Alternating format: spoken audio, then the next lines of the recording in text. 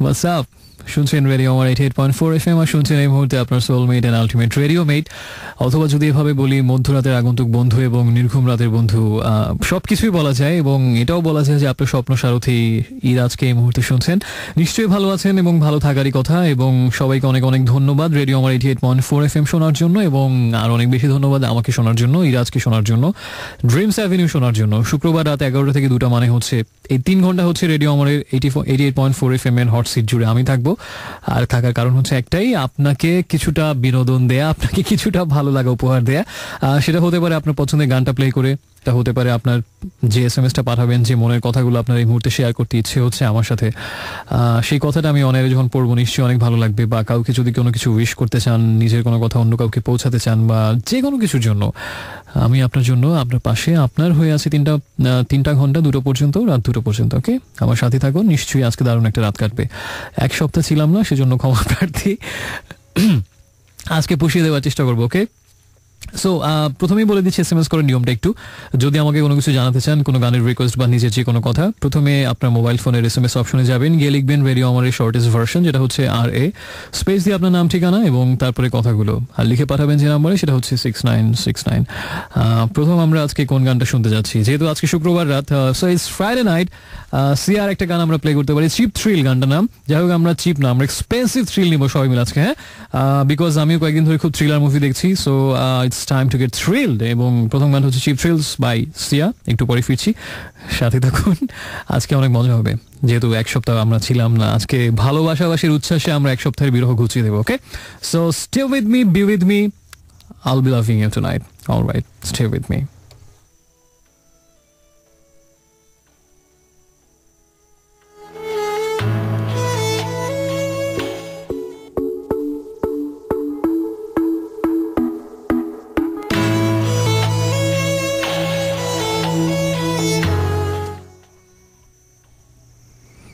Hey friends, welcome back once again. শুনছেন এই মুহূর্তে আপনার নির্ঘুম বন্ধু ইরাজকে, এবং শুনছেন Dreams Avenue only on radio Amar 88.4 FM।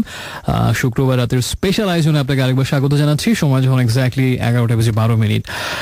শুরুতে আমরা দুটো গান শুনলাম। প্রথমটা হচ্ছে সিয়ার গান চিপ থ্রিল, এবং তারপরেটা ছিল শূন্যর গান ভাগো। তো আমি সবাইকে ভাগতে বলবো না, সাথে থাকতে বলবো, কারণ এখন অনেক গান বাকি, অনেক কথা বাকি, যে কথাগুলো অবশ্যই আপনার, আর এর পাশাপাশি হয়তো আমার কিছু কথা থাকবে। শুরুতেই ক্ষমা চেয়ে নিচ্ছি যারা অভিমান করেছেন, দুঃখ করেছেন গত সপ্তাহে আমি না থাকার জন্য। তাহমিনা জানিয়েছেন তেজগাঁ থেকে যে 1 উইক গ্যাপে আরো ইগারলি ওয়েট করছি ড্রিমস অ্যাভিনিউর জন্য। তো IB এর গোল্ডেন জুবিলি সেরেমনিটা কেমন কি হলো, শেয়ার উইথ আস। অবভিয়াসলি খুব ভালো ছিল এবং one of the most memorable occasions in my life. IB এর 50 বছর অ্যানিভার্সারি ছিল, এবং অ্যাকচুয়ালি সেই কারণে আমি গত সপ্তাহে অনুপস্থিত ছিলাম। 2 দিন ব্যাপী প্রোগ্রাম ছিল আমাদের, লাস্ট শুক্রবার এবং শনিবারে। অনেক মজা হলো, এবং বহুদিন পরে অ্যাকচুয়ালি আমাদের সিনিয়র ব্যাচ, জুনিয়র ব্যাচ এবং আমাদের ব্যাচমেটদের সাথে দেখা হলো। এবং ইন্টারেস্টিংলি যেটা দেখলাম সেটা হচ্ছে যে most of the batchmates of mine are with their wives, but actually I was single, so I was feeling lonely. Otherwise it was great.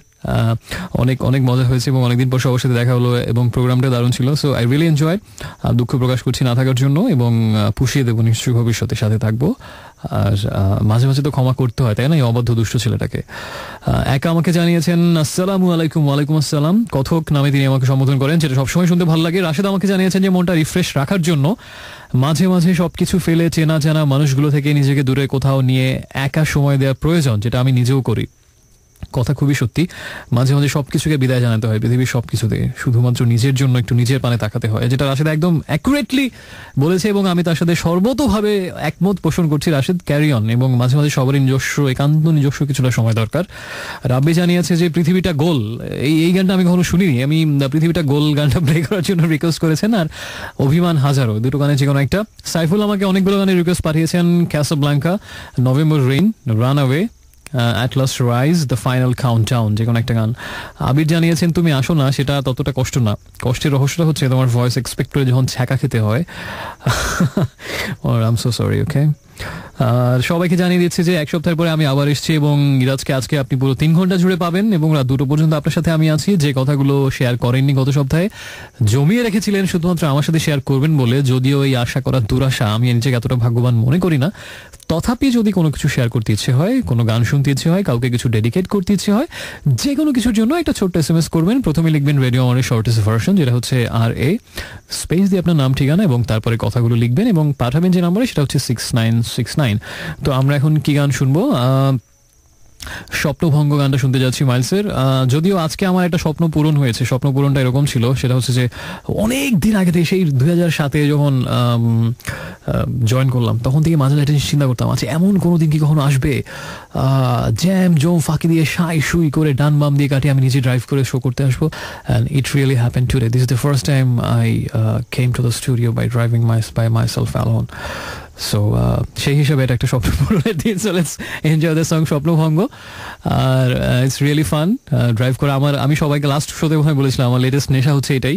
ও সারাদিন রাত সময় পেলে আমি ড্রাইভিং প্র্যাকটিস করছি এবং আজকে আল্লাহর রহমতে একাই এসেছি, শো শেষ করে একাই যাবো। So I don't know what's gonna happen, pray for me, okay? আর এখন আমরা এই গানটা শুনবো, একটু পর আরেকটা গান শুনে একটু পরে ফিরছি, সাথেই থাকুন।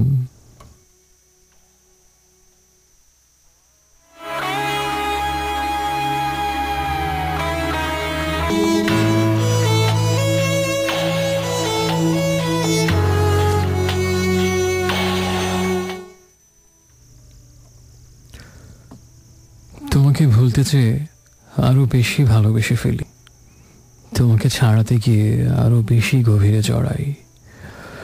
যতই তোমাকে ছেড়ে যেতে চাই দূরে, ততই তোমার হাতে বন্দি হয়ে পড়ি। তোমাকে এড়াতে গেলে এভাবেই আষ্টে পৃষ্ঠে বাঁধা পড়ে যায়, এভাবেই সম্পূর্ণ আড়ষ্ট হয়ে পড়ি। তোমাকে ছাড়াতে গেলে আরো ক্রমশ জড়িয়ে যাই আমি, আমার কিছুই আর করার থাকে না।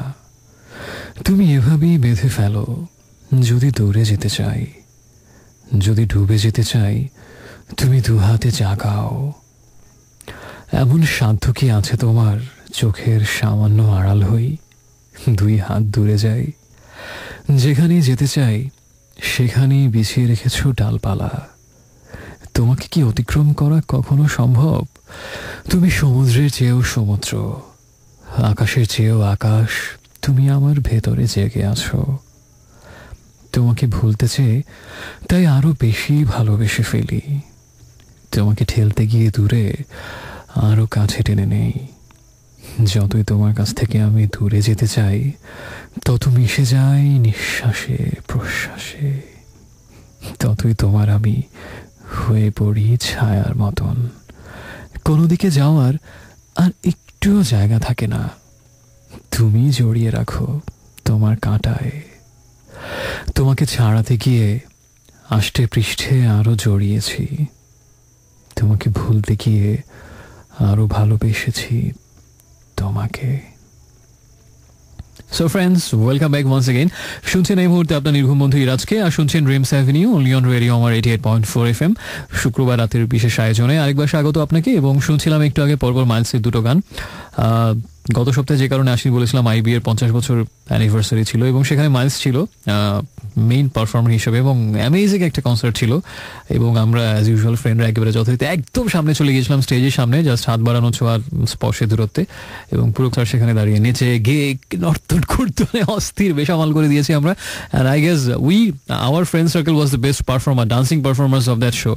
সো সেজন্যই এখনও ওই স্মৃতিটা আছে বলে মাইলসের 2টো গান পরপর প্লে করলাম। প্রথমটা ছিল স্বপ্নভঙ্গ এবং তারপরেটা ছিল এসো না। তো স্বপ্নভঙ্গ হয়ে যাবার পরে কিন্তু উদাত্ত আহ্বান যদি জানানো হয় এভাবে, এসো না, ফিরে এসো না, ভুল ভেঙে। এবং এই কবিতাটাও কিন্তু একটু যেটা বললাম এরকমই ছিল, যে তোমাকে যতই ছাড়তে চাই, যতই ভুলতে চাই, আরো বেশি জড়িয়ে ফেলি, ভালোবেসে ফেলি তোমাকে। তার মানে হচ্ছে আসলে তোমাকে ছেড়ে যাওয়া কখনোই সম্ভব না, তাই এসো না, ফিরে এসো না, এটাই হচ্ছে সব থেকে উদাত্ত আহ্বান। এই কবিতাটা ছিল মহাদেব সাহার, আর কবিতাটার নাম হচ্ছে তোমাকে ভুলতে চেয়ে আরো বেশি ভালোবেসে ফেলি। সে যাই হোক, এই মুহূর্তে শুনছেন ইরাজকে, আর আমি শুনছি আপনাকে আপনার SMS এর মাধ্যমে। আমাকে অনেক বন্ধু SMS পাঠিয়েছেন, তার মধ্যে একজন হচ্ছেন কে, কার SMS পড়বো? আমাকে লিখেছিলেন শামীম মিরপুর 14 নম্বর থেকে। বর্ষার জন্য একটা SMS ছিল। শ্রুতি মোহাম্মদপুর থেকে জানিয়েছেন, hey mister lonely, Yeah. Yeah, I'm lonely. Okay. So you're kidding about that? একটা মাস পর তোমাকে শুনছি, একটা মাস তোমাকে শুনতে পারিনি, কজ চিটাগং থেকে তোমাকে শোনা যায় না। উফ, আমিও বলছি উফ। আর ড্রিম গার্ল আমাকে জানিয়েছেন আরেকটা দারুণ রাত, তুমুল বাতাসের শব্দে, মাধবীলতার কোণে, একা চাঁদ, আধারের স্বাদ, ধুমায়িত চায়ের কাপে, তোমার চুলের ঘ্রাণে, শিহরণে। ওয়াও, ড্রিম গার্ল মনে হচ্ছে হঠাৎ করে এক লাফে অনেক বেশি ম্যাচিউর হয়ে গেছে, অনেক বেশি পরিণত মনে হচ্ছে, অনেক বেশি প্যাশনেট মনে হচ্ছে। So that's cool. তোমার চুলের ঘ্রাণে আর শিহরণে, well, strong fascination and obsession. So that's cool. আমাকে জানিয়েছেন টনি ক্রুজ নরসিংদী থেকে। টনি ক্রুজ আমার সবচেয়ে প্রিয় খেলোয়াড়দের একজন। কেমন আছো বন্ধু? ইনজুরিতে থেকে কোপা ডেল রে থেকে, আচ্ছা, রিয়াল মাদ্রিদের বিদায় নিতে হলো। হ্যাঁ, রিয়াল মাদ্রিদ বিদায় নিল স্প্যানিশ কোপা ডেল রে থেকে সেল্টা ভিগোর সাথে। প্রথম লেগটা বোধহয় 2-1 ছিল, সেকেন্ড লেগটা 2-2 গোলে ড্র হলো। সো আলটিমেটলি দ্য স্কোর ওয়াজ 4-3 এবং রিয়াল মাদ্রিদ ফ্যানদের বেশ মন খারাপ কোপা ডেল রে থেকে বিদায় নেয়, বিকজ টানা 40 ম্যাচ অপরাজিত থেকে রিয়াল মাদ্রিদ ফ্যানদের আশা ছিল যে এবার সম্ভবত ট্রেবল জিততে যাচ্ছে তারা, অ্যানাদার চ্যাম্পিয়ন্স লিগ, অ্যানাদার বহুদিন পরে একটা স্প্যানিশ লা লিগা ট্রফি এবং কোপা ডেল রে একসাথে, বাট আলটিমেটলি সেই ট্রেবলার হচ্ছে না।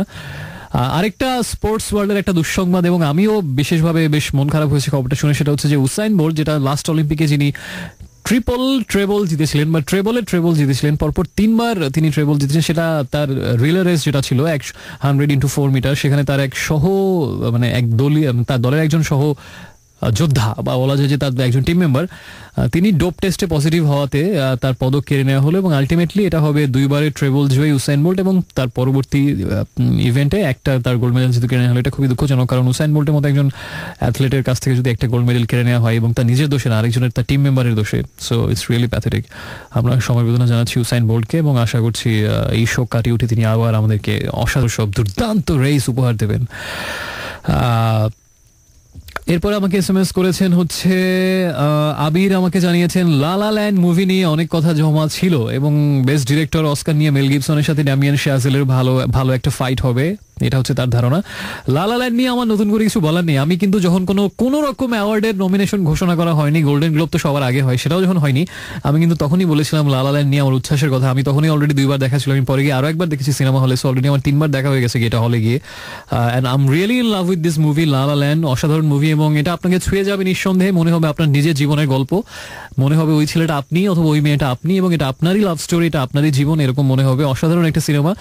অনেক ভালো সিনেমা হয়, অসাধারণ সিনেমা জগতে হয়, কিন্তু হয়তো কিছু সিনেমা জগতে থাকে যেগুলো একদম আপনার হৃদয়ের গভীরে ছুঁয়ে যাবে এবং মনে হবে দ্যাট ইজ ইয়োর স্টোরি। লা লা ল্যান্ড হচ্ছে এমন একটা মুভি। আর এবং অস্কারের নমিনেশন ঘোষণা করা হয়েছে, 14টা নমিনেশন পেয়েছে এবারের অস্কার নমিনেশন, এবং এটা একটা world record.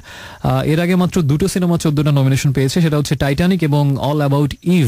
All About Eve probably 1959 movie, আর টাইটানিক ছিল 97, এবং this is the third time that a particular movie got 14 Oscar nominations. অবশ্যই অনেক বিশাল একটা ব্যাপার, এবং আমি জানি না কটা জিতবে, বাট যে কটাই জিতুক, যদি একটাও না জিতে, আমার কাছে মনে হয় যে আমার হৃদয় অ্যাটলিস্ট লা লা ল্যান্ড সবসময় থাকবে। তবে আমি অস্কার নিয়ে একটা প্রেডিকশন করতে পারি। আমি আপনাকে আমার যেটা মনে হয়, সেরা সিনেমার ফাইট হবে মূলত 2টো সিনেমার মধ্যে, একটা হচ্ছে লা লা ল্যান্ড আর হচ্ছে মুনলাইট। এই 2টো সিনেমার যে কোনো একটা অস্কার জিতবে। আমার কেন যেন মনে হচ্ছে ফাইনালি হয়তো লা লা ল্যান্ড জিতে যাবে, বাট ইফ নট লা লা ল্যান্ড দেন মুনলাইট। বেস্ট ডিরেক্টর আপনি লিখেছেন আবির যে ড্যামিয়ান শ্যাজেল, লা লা ল্যান্ডের ডিরেক্টর, এবং তার সাথে ফাইট হবে মেল গিবসন, যার একটা সিনেমা হচ্ছে হ্যাকসো রিজ, যেটা আবার অসাধারণ একটা সিনেমা অবশ্যই। আমি যদি বলি, আমাকে যদি প্রেডিকশন করতে বলা হয়, আমি বলবো যে বেস্ট ডিরেক্টর হবেন Damien Chazelle obviously for La La Land. Best actor হবে ক্যাসি অ্যাফ্লেক, এটা আমার prediction for Manchester by the Sea, এই সিনেমার জন্য। বেস্ট অ্যাক্ট্রেস হবে, আপনি লিখে রাখতে পারেন, তারপর মিলিয়ে দেখবেন যে আমার কতগুলো প্রেডিকশন সত্যি হয়। Best film La La Land, best director Damien Chazelle for La La Land, best actor হচ্ছে Casey Affleck for Manchester by the Sea, best actress Emma Stone for La La Land, best supporting actor হবেন Mahershala Ali for the movie Moonlight, best actress supporting actress হবেন Viola Davis for the movie Fences, আর best original score music La La Land Justin Hurwitz, best song original song এটা হবে City of stars La La Land movie থেকে Justin Hurwitz, best original screenplay হবে La La Land, best adapted screenplay হতে পারে moonlight I guess, আর যদি বলি best cinematography arrival movie পাবে। তারপর যদি বলি বেস্ট সিনেমাটোগ্রাফির পরে যদি বলি যে বেস্ট প্রোডাকশন ডিজাইন, এটাও পাবে হচ্ছে অ্যারাইভাল। আর বেস্ট অ্যানিমেটেড মুভি এটা হবে জুটোপিয়া। দিস ইজ মাই প্রেডিকশন, ওকে? আপনি লিখে রাখতে পারেন, মিলিয়ে দেখবেন কটা সত্যি হয়। হ্যাঁ, যদি বেশিরভাগই সত্যি হয় আমাকে কিন্তু অস্কার কমিটিতে জুরিতে আমাকে মনোনয়ন দিতে হবে নেক্সট ইয়ার। হ্যাঁ, আর হচ্ছে আর কি ক্যাটাগরি আছে? Best best computer animated graphics এটা হবে ডক্টর স্ট্রেঞ্জ। অনেকগুলো তো বললাম। বেস্ট ফরেন ল্যাঙ্গুয়েজ ফিল্ম এটা হবে সম্ভবত ওই কি যেন সিনেমাটার নাম, সামথিং অ্যাবাউট কোবে সিনেমাটার নাম আমার পুরোপুরি মনে নেই। আপাতত এগুলো আমি প্রেডিকশন করলাম। তবে এমা স্টোনের বিগেস্ট কন্টেন্ডার হচ্ছেন Natalie Portman for the movie Jackie. আর ক্যাসিয়া ফ্লেকের কন্টেন্ডার হতে পারে obviously Ryan Gosling for the movie La La land. Damian শাজেলের সাথে ফাইট হবে মূলত মেল গিবসন। আর এই তো, সো অনেকগুলো প্রেডিকশন তো আমি করে ফেললাম। হ্যাঁ, অলরাইট।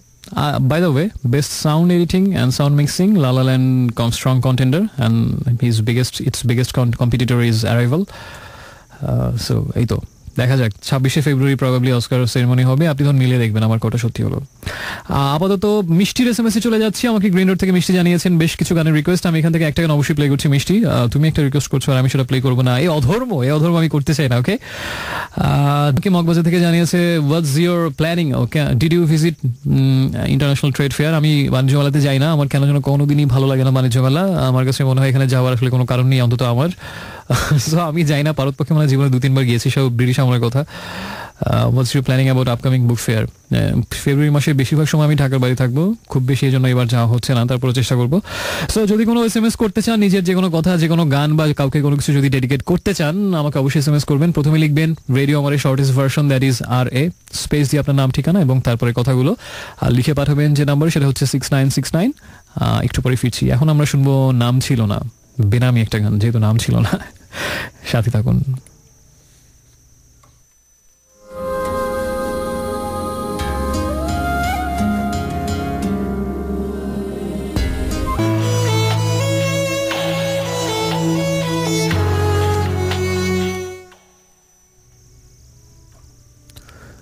তুমি যখন আমার কাছে ছিলে তখন গাছের কাছে গেলে আমার ভীষণ আনন্দ বোধ হতো। লতা পাতার উৎসাহ দেখে আমি সারা দিন তার কাছে ঘুরে বেড়াতাম। কোনো কোনো দিন পাখিদের বাসভূমিতে আমার অনেক উপাখ্যান শোনা হতো। তুমি যখন আমার কাছে ছিলে তখন প্রত্যহ সূর্যোদয় দেখতে যেতাম তোমাদের বাড়ির পুরনো ছাদে। তোমার সেই যে দজ্জাল ভাই সারা রাত তাস খেলে এসে পড়ে পড়ে তখনও ঘুমাতো, তুমি যখন আমার কাছে ছিলে তখন আমার রোজ ভোরবেলা ঘুম ভাঙত। যেতাম প্রকৃতির কাছে মানবিক অনুভূতি নিয়ে। মানুষের দুঃখ দেখে আমার তখন ভীষণ কান্না পেত। এখন আমার আর সেই অনুভব ক্ষমতা নেই। মানুষের নিষ্ঠুরতা ও পাপ দেখেও আমি দিব্যি চায়ের দোকানে বসে হাসতে হাসতে চা খাই। সেলুনে চুল কাটার সময় পাশে অবৈধ কত কি ঘটে যায়। তুমি কাছে না থাকলে আমি দিন দিন অমানুষ হয়ে উঠি। আশেপাশে সবার সঙ্গে দুর্ব্যবহার করি। মানুষ ও প্রকৃতির দিকে চেয়ে আমার হিংসা বোধ হয়। তুমি না থাকলে মেয়েদের রূপ কিংবা ফাহমিদা খাতুনের রবীন্দ্রসঙ্গীত কিছুই আমাকে আকর্ষণ করে না। শিশুদের প্রতি মমত্ব বোধ জাগে না আমার। একে একে সকাল দুপুর সারা দিন নষ্ট হয়, কোনো কিছুই করতে পারি না আমি। তুমি না থাকলে বড় দুঃসময় যায়। সর্বত্র বন্ধুবিহীনভাবে বাস করি। এই ঢাকা শহর ভীষণ রুক্ষ মনে হয়। কাউকে ডাকলে সাড়া দেয় না, সবাই আমার বিরুদ্ধাচরণ করে। তুমি না থাকলে এই বাড়িঘর শহরের লোকজন সম্পূর্ণ আমার অপরিচিত মনে হয়। নিজেকেই নিজের অচেনা লাগে। মনে হয় দীর্ঘদিন থেকে আমি যেন কোনো অজ্ঞাত অসুখে ভুগছি। তুমি না থাকলে বাস্তবিক আমি বড় কষ্টে পড়ি, বড়ই কষ্ট হয়। সো ফ্রেন্ডস, এই মুহূর্তে আপনার যতই কষ্ট হোক কিংবা আনন্দ হোক সেটা আমার সাথে শেয়ার করবেন। দ্যাটস ওয়াই আমি আপনার সাথে আছি ড্রিমস অ্যাভিনিউ নিয়ে, only on radio Amar 88.4 FM। এই অধম বান্দার নাম হচ্ছে ইরাজ এবং আপনার সেবায় নিয়োজিত রাত 2টো পর্যন্ত। So B with me. শুনছিলাম একটু আগে যে গানগুলো, সেটা হচ্ছে আশা করি গানগুলো ভালো লেগেছে আপনার কাছে। একটা ছিল অ্যাডেলের গান রোলিং ইন দ্য ডিপ এবং তার আগের গান ছিল যেটা, সেটা হচ্ছে অর্ণবের নাম ছিল না। আর মহাদেব সাহার কবিতা ছিল এটাও, এটার নাম হচ্ছে তোমাকে ছাড়া। এই কবিতার জন্য সম্ভবত একজন রিকোয়েস্ট করেছিলেন, প্রবাবলি আমাদের রাশেদ মেবি SMS করেছেন। এছাড়াও আমাকে বর্ণা নামের একজন, বর্ণা জানিয়েছেন নতুন ফ্রেন্ড তিনি, আর আমাকে লিখেছেন এরপরে নিথি যাত্রাবাড়ি থেকে জুনায়েদ, তারপরে তুষ্মি উত্তর থেকে তুষ্মি জানিয়েছেন উত্তরা থেকে আজকে তার ছোট বোন আরিয়ানের জন্মদিন, so happy birthday to you Aryan. সুন্দর নাম Aryan, I like this name. Shruti আমাকে জানিয়েছেন যে আমাকে অস্কার জুরি বোর্ডের কমিটিতে একজন অন্যতম গুরুত্বপূর্ণ পদে আসীন করা হলো। Thank you so much, it's a privilege, I am honoured, I am grateful. আর জানিয়েছেন আমাকে এরপরে সৈয়দ মুস্তাফা আলী শবনম বইটা অনেকদিন পরে পড়েছেন রাশেদ, লিখেছেন দারুণ, খুব ভালো লাগলো। শবনম বইটা আমার জীবনের অন্যতম গুরুত্বপূর্ণ বই, এই অর্থে যে এই বইটা পড়ার পরে ভালোবাসার নিয়ে, রোম্যান্স নিয়ে আমার সম্পূর্ণ ধ্যান ধারণা, চিন্তা চেতনা পরিবর্তন হয়ে গিয়েছিল। এবং বলা যাচ্ছে যে অনেক সময় পেপার পত্রিকা আমরা দেখি না, বিভিন্ন সেলিব্রিটিদের প্রশ্ন করা হয় যে আপনাকে সবচেয়ে বেশি প্রভাবিত করেছে এমন দুটো বইয়ের নাম বলুন, এমন তিনটি বইয়ের নাম বলুন। তো আমাকে যদি এই অধমকে যদি এই প্রশ্ন কেউ করে যে আপনাকে সবচেয়ে বেশি প্রভাবিত করেছে, এখানে একটা বিষয়, একটা হচ্ছে যে প্রিয় বই অনেক থাকে, ভালো লাগার বই অনেক থাকে, কিন্তু প্রভাবিত জিনিসটা ভিন্ন বিষয়, যেটা আপনাকে সত্যিকার আপনার ব্যক্তিগত জীবনকে, আপনার চিন্তা ধারণাকে, আপনার চেতনাকে এবং আমূল পাল্টে দিয়েছে বা পরিবর্তিত করেছে, অথবা অনুপ্রাণিত করেছে, অথবা প্রভাব ফেলেছে, এমন যদি এই বিষয়টা কিন্তু আলাদা। সেক্ষেত্রে যদি কেউ আমাকে এরকম প্রশ্ন করেছে কোন বইগুলো আপনাকে বেশি প্রভাবিত করেছে, তার মধ্যে অবশ্যই অন্যতম হচ্ছে শবনম সৈয়দ মুস্তাফা আলীর, এবং আরেকটা হচ্ছে দিবারাত্রি কাব্য মানিক বন্দ্যোপাধ্যায়ের। এবং আমাকে মনে হয় এই দুটো বই আমাকে অনেক অনেক বেশি প্রভাবিত করেছে, এবং আমার মানসিক গঠনের পেছনে এই দুটো বইয়ের অনেক অনেক বেশি অবদান।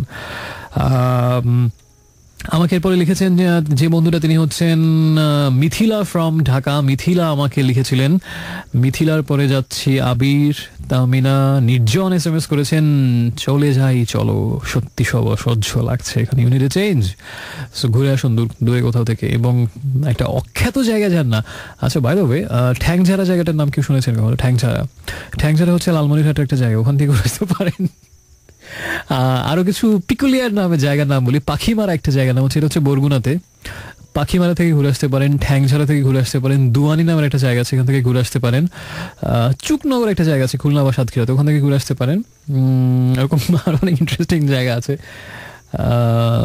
সে যাই হোক, এই জায়গাগুলো থেকে আপনার মনে হয় আপনি ঘুরে আসতে পারেন। হ্যাঁ, তারপরে আমাকে লিখেছিলেন মোহাম্মদ ফয়সাল খান ফরিদপুর থেকে, একা লিখেছিলেন। অনেক বন্ধু লিখেছিলেন। আপাতত SMS পড়ছি না, শুধু SMS করার নিয়মটা মনে করিয়ে দিই। যদি কোনো গান শুনতে চান, যদি নিজের কোনো কথা শেয়ার করতে চান, যদি যে কোনো কিছু লিখতে চান, বলতে চান, একটা SMS করবেন। প্রথমে লিখবেন রেডিও আমাদের শর্টেস্ট ভার্সন, যেটা হচ্ছে RA স্পেস দিয়ে আপনার নাম ঠিকানা, এবং তারপরে কথাগুলো লিখে পাঠাবেন 6969 এই নাম্বারটাতে। নাম্বারটা SMS-টা পাঠিয়ে দেবেন 6969 এই নাম্বারটাতে, এবং আমি একটু পরে ফিরছি আপনার জন্য। এখন একটা গান শুনবো আমরা। আর আরো কিছু পিকুলিয়ার জায়গার নাম বলি। আমাদের পটুয়াখালীতে একটা জায়গা নাম হচ্ছে Dhaurabhanga. I don't know what the name means actually, Dhaurabhanga. পশু পাখি নিয়ে অনেক জায়গা আছে কিন্তু, যেমন ধরুন গাইবান্ধা, হাতিবান্ধা, ভেড়ামারা, ছাগলনাইয়া, এরকম অনেক ইন্টারেস্টিং জায়গা আছে, তাই না? আচ্ছা, সো এর যে কোনো একটা জায়গা থেকে ঘুরে আসতে চাইতে পারেন। ভেদরগঞ্জ একটা জায়গা আছে শরীয়তপুরে, খুব ইন্টারেস্টিং নেম। তারপরে আরেকটা জায়গার নাম হচ্ছে কি যেন জায়গাটার নাম, অভয়নগর, যশোরের একটা জায়গা, যেখানে গেলে আপনি কোনো ভয় পাবেন না। হরর সিনেমা যদি দেখতে চান অভয়নগরে গিয়ে দেখবেন। তারপরে এরকম আরো ইন্টারেস্টিং জায়গা না মনে পড়লে আমি আপাতত শেয়ার করব। বাহুবল হবিগঞ্জের একটা জায়গা, সবাই মারামারি করে, ইন্টারেস্টিং। ইনফ্যাক্ট অ্যাকচুয়ালি এটা হয়ও, পেপার পত্রিকায় প্রায় দেখি যে হবিগঞ্জের বাহুবলে তুচ্ছ ঘটনাকে কেন্দ্র করে দুই গ্রামবাসী সংঘর্ষ, লাঠিসোঁটা নিয়ে 27 জন আহত। এই ঘটনাটা বাহুবলে প্রায় হয়, কারণ জায়গার নামই হচ্ছে বাহুবল। তোমরা তো বাহুবল দেখাবে, তাই না? এটা হয়, তাই আমরা বাহুবল না দেখাই। আমরা পরে গানে চলে যাচ্ছি। গানটা হচ্ছে এই মুহূর্তে কি করতে পারেন, যদি আপনার এই মুহূর্তে আপনার সহধর্মিনী বা আপনার সহধর্মীর পুংলিঙ্গ কি হবে, সহধর্মী, তারা যদি পাশে থাকে, তাকে নিয়ে নিশ্চয়ই আমাকে শুনতে পারেন কফির পেয়ালা হাতে, অথবা মাথার চুলে বিলি কাটতে কাটতে। খুব সুইট একটা ব্যাপার, অনেক রোম্যান্টিক। তো এরকম সৌভাগ্য যাদের নেই, আমার মতো অভাগা যারা, তারা একা একাই শুনছে নিশ্চয়ই। তারা হচ্ছে লেপের নিচে, এখন হয়তো অত শীত নেই, চাদরের নিচে হেডফোন কানে দিয়ে পায়ের উপর পা তুলে পায়ের দুটো বুড়ো আঙুল নাচাচ্ছেন, আর হয়তো আমাকে শুনছেন। সো ব্যাপার না, আপনি কি করছেন। যদি এই মুহূর্তে কেউ বসে থাকেন, এই গানটা তার জন্য, কারণ গানটার নাম হচ্ছে টিং টিং টিং টিং টিং টিং টিং টিং টিং। বসে আছি, এনজয় দ্য সং, একটু পরে ফিরছি।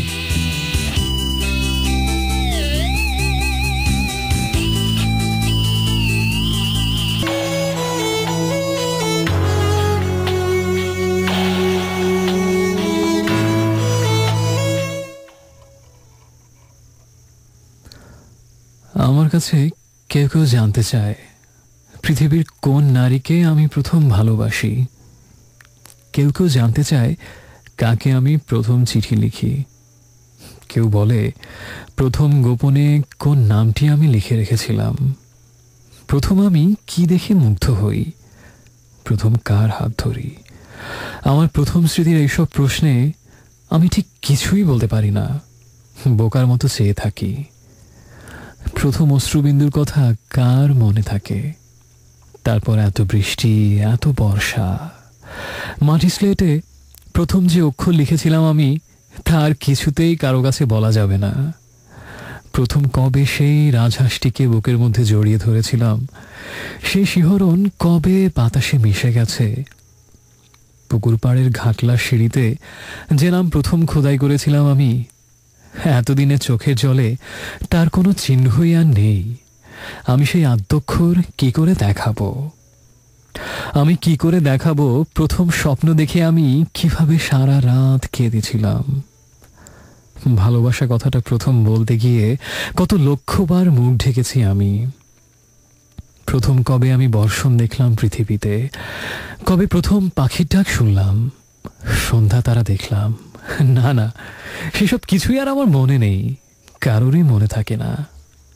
কবে কে আমার হাতে লুকিয়ে একটি গোলাপ ফুল দিয়েছিল, বইয়ের ভাঁজে রেখে দিয়েছিল একখানা লাজুক চিঠি, কে বলেছিল কানের কাছে কোকিলের মতো মাতাল করা একটি শব্দ, সেসব কিছুই আর আমার মনে নেই, মনে নেই। So friends, welcome back once again.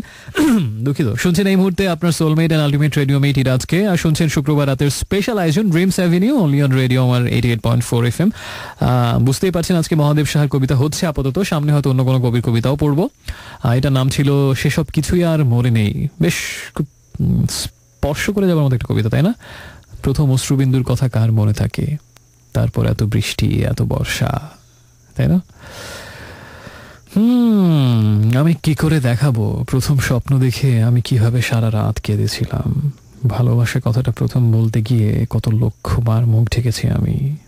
প্রথম কবে আমি বর্ষণ দেখলাম পৃথিবীতে, সেসব কিছুই আর আমার মনে নেই, কারোরই মনে থাকে না। সে যাই হোক, আমি দেখি অন্য কোন বন্ধুর কত কিছু মনে আছে, দেখা যাক। আমাকে জানিয়েছেন এনিওয়ান ফ্রম এনিওয়্যার। আচ্ছা, তার আগে বলি যে কি গান শুনলাম একটু আগে। ওয়ারফেজের দুটো গান শুনলাম, এবং একটা ট্রেন্ড নিশ্চয়ই আপনি অবজার্ভ করছেন, সেটা হচ্ছে যে আমরা আজকে একই আর্টিস্টের পরপর দুটো গান শুনছি। যেমন একটু আগে যেরকম একটা ছিল, সেটা হচ্ছে মাইলসের আমরা পরপর দুটো গান শুনেছিলাম। একটু আগে ওয়ারফেজের দুটো গান শুনলাম, প্রথমটা ছিল বসে আছি এবং তারপরেটা ছিল ধূপছায়া। আর তো এই ট্রেন্ডটা আজকে আমার মনে হয় যে ফলো করা যেতে পারে, যদি আপনারা পছন্দ করেন। একই আর্টিস্টের পরপর দুটো গান আমরা একটা লিঙ্কে শুনবো, দেখা যাক পরবর্তী আর্টিস্ট কে হতে পারেন, আবার নাও হতে পারে, আমি জানি না, অনেক কিছু হতে পারে, আবার কিছু হতেও নাও পারে। আমাকে লিখেছেন এনিওয়ান ফ্রম এনিওয়্যার, কবি সাহিত্যিকরা এক ধরনের ইলিউশন তৈরি করেন যেটা মানুষকে জীবন সম্পর্কে ভুল একটা ধারণা দেয়। Shouldn't they be punished for that? Interesting observation. Illusion শব্দটা শুনে একটা মুভির কথা মনে পড়লো, দি ইলিউশনিস্ট। এই মুভিটা দেখতে পারেন যারা থ্রিলার মুভি পছন্দ করেন, এডওয়ার্ড নর্টনের। আমি কোনো একটা মুভি অফ দ্য উইকে কাভার করেছিলাম, দি ইলিউশনিস্ট। আচ্ছা, এবার আসি এনিওয়ান ফ্রম এনিওয়্যারের SMS এ, যে কবি সাহিত্যিকরা জীবন সম্পর্কে ইলিউশন তৈরি করেন। এটা ভুল কথা, আমি এটার সাথে একমত না। আমার কাছে মনে হয় উল্টোটা, যে কবি সাহিত্যিকরা জীবনের একটা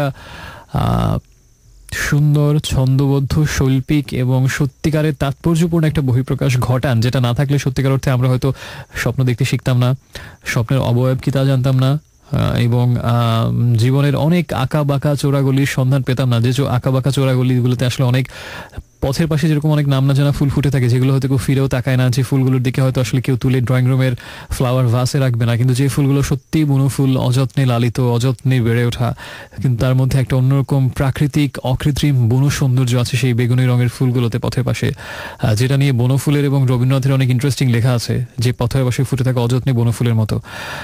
ঠিক কবি সাহিত্যিকরা আপনাকে চোখটা ওখানেই নিয়ে ফেলবে, যে জীবনের সেই জীবনের পথের পাশের ফুটে থাকা অযত্নে লালিত ফুলগুলোর দিকে, যেগুলো হয়তো আপনি আদারওয়াইজ আপনি ফিরেও তাকাতেন না, এবং সেখানেই হয়তো জীবনের অনেক বড় বড় মণিমুক্তা খচিত, এবং অনেক মণিমুক্তা সেখানে লুকিয়ে আছে হয়তো। সেই দিকে আপনার নজর ফেরাবে কবি সাহিত্যিকরা। এবং জীবনে একটা ইলিউশন একটা তৈরি করে, এটা ভুল কথা, বরঞ্চ এটা বলা যায় যে আমরা হয়তো সবাই অভ্যস্ত সত্যিকারের প্রাত্যহিক, বাস্তবিক, রূঢ়, একেবারেই ড্যাম প্র্যাকটিক্যাল আসপেক্টে, সেখান থেকে সত্যিকার অর্থে আমাদেরকে মুখ ফেরানো হয় সাহিত্যিকরাই, মিউজিশিয়ানরাই, সিনেমা যারা বানান তারাই, যে মানে বলা যায় অমিত সম্ভাবনার অঙ্কুরিত ফুলগুলো লুকিয়ে আছে আমাদের জীবনের পথে বা চোরাগলিতে, যেগুলো হয়তো আমরা আদারওয়াইজ কখনোই সন্ধান পেতাম না। সেসব দিকে আমাদের নজর ফেরান তারাই, যুগে যুগে কবি সাহিত্যিকেরা, যারা সিনেমা বানান, যারা ছবি আঁকেন, যারা বই লেখেন, তারাই। এবং তারাই আমাদেরকে দেখান যে এই জীবনে, ছোট একটা জীবনে কত কিছু, কত দিকে চোখ ফেরানোর ছিল, কত টুকরো টুকরো স্মৃতি সঞ্চয় করার ছিল, এবং সেই স্মৃতিগুলো মনের মণিকোঠরে বাঁধিয়ে রাখার মতো ছিল। আদারওয়াইজ হয়তো আমরা কখনোই সেটা রিয়েলাইজ করতাম না, সেটা করতাম না, সেদিকে ফিরে তাকাতামও না। তাই ওনারাই সেগুলো করেন, ওনারাই আমাদেরকে সেদিকে আমাদের মুখ ফেরান, তাই না? সেদিক থেকে আমাদের গ্রেটফুল থাকা উচিত তাদের প্রতি। আপনার সাথে আমি সম্পূর্ণ ভিন্ন মত পোষণ করছি। শাহরিন আমাকে জানিয়েছেন সাথী আছেন, এবং আপনি কি সেই শাহরিন যিনি 2007 থেকে আমাকে সঙ্গ দিচ্ছেন? যদি তিনি হয়ে থাকেন নিশ্চয়ই ভালো আছেন। এবং এখন কি অবস্থা আপনার? Once you were in Siri college at the time, I don't know what you are doing right now, so please let me know about your updates. Okay, মাইলসের গান শুনতে যাচ্ছেন, মাইলসের দুটো গান আজকে আমরা শুনে ফেলেছি, আপনি মিস করেছেন মেবি। আয়শা লিখেছেন ধানমন্ডি থেকে, স্বপ্ন আমার জোনাকি দীপ্ত প্রাণের মনিকা, স্তব্ধ আধার নিশীতে উড়িছে আলোর কণিকা। খুব সুন্দর লেখা, thank you so much for sending this. Smriti জানিয়েছেন কষ্টের কথা কি তোমার সাথে শেয়ার করা যায়, নাকি কেবল বলার জন্য বলা? আপনার কি মনে হয়? অ্যান্সারটা আপনি দিন। এরপর আমাকে নিয়াজ লিখেছেন অনেকগুলো ভালো গানের request. Niaz, I love you so much for your beautiful musical test.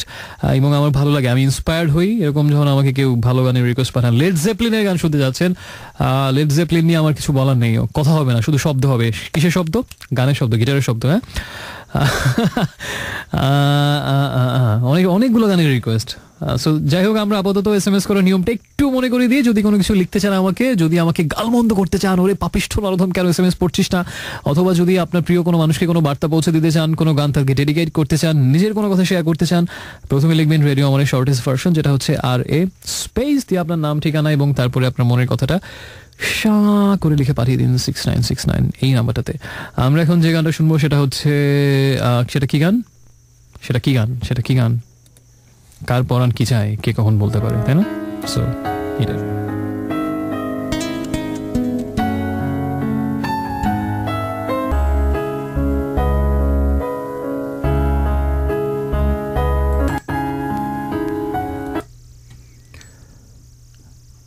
আকাশ থেকে ছিটকে পড়া তারার মতো কখন জানি অসংলগ্ন একলা আমি ছিটকে এসে আটকে গেছি নীল শহরে, উদ্বাস্তু মশার মতো।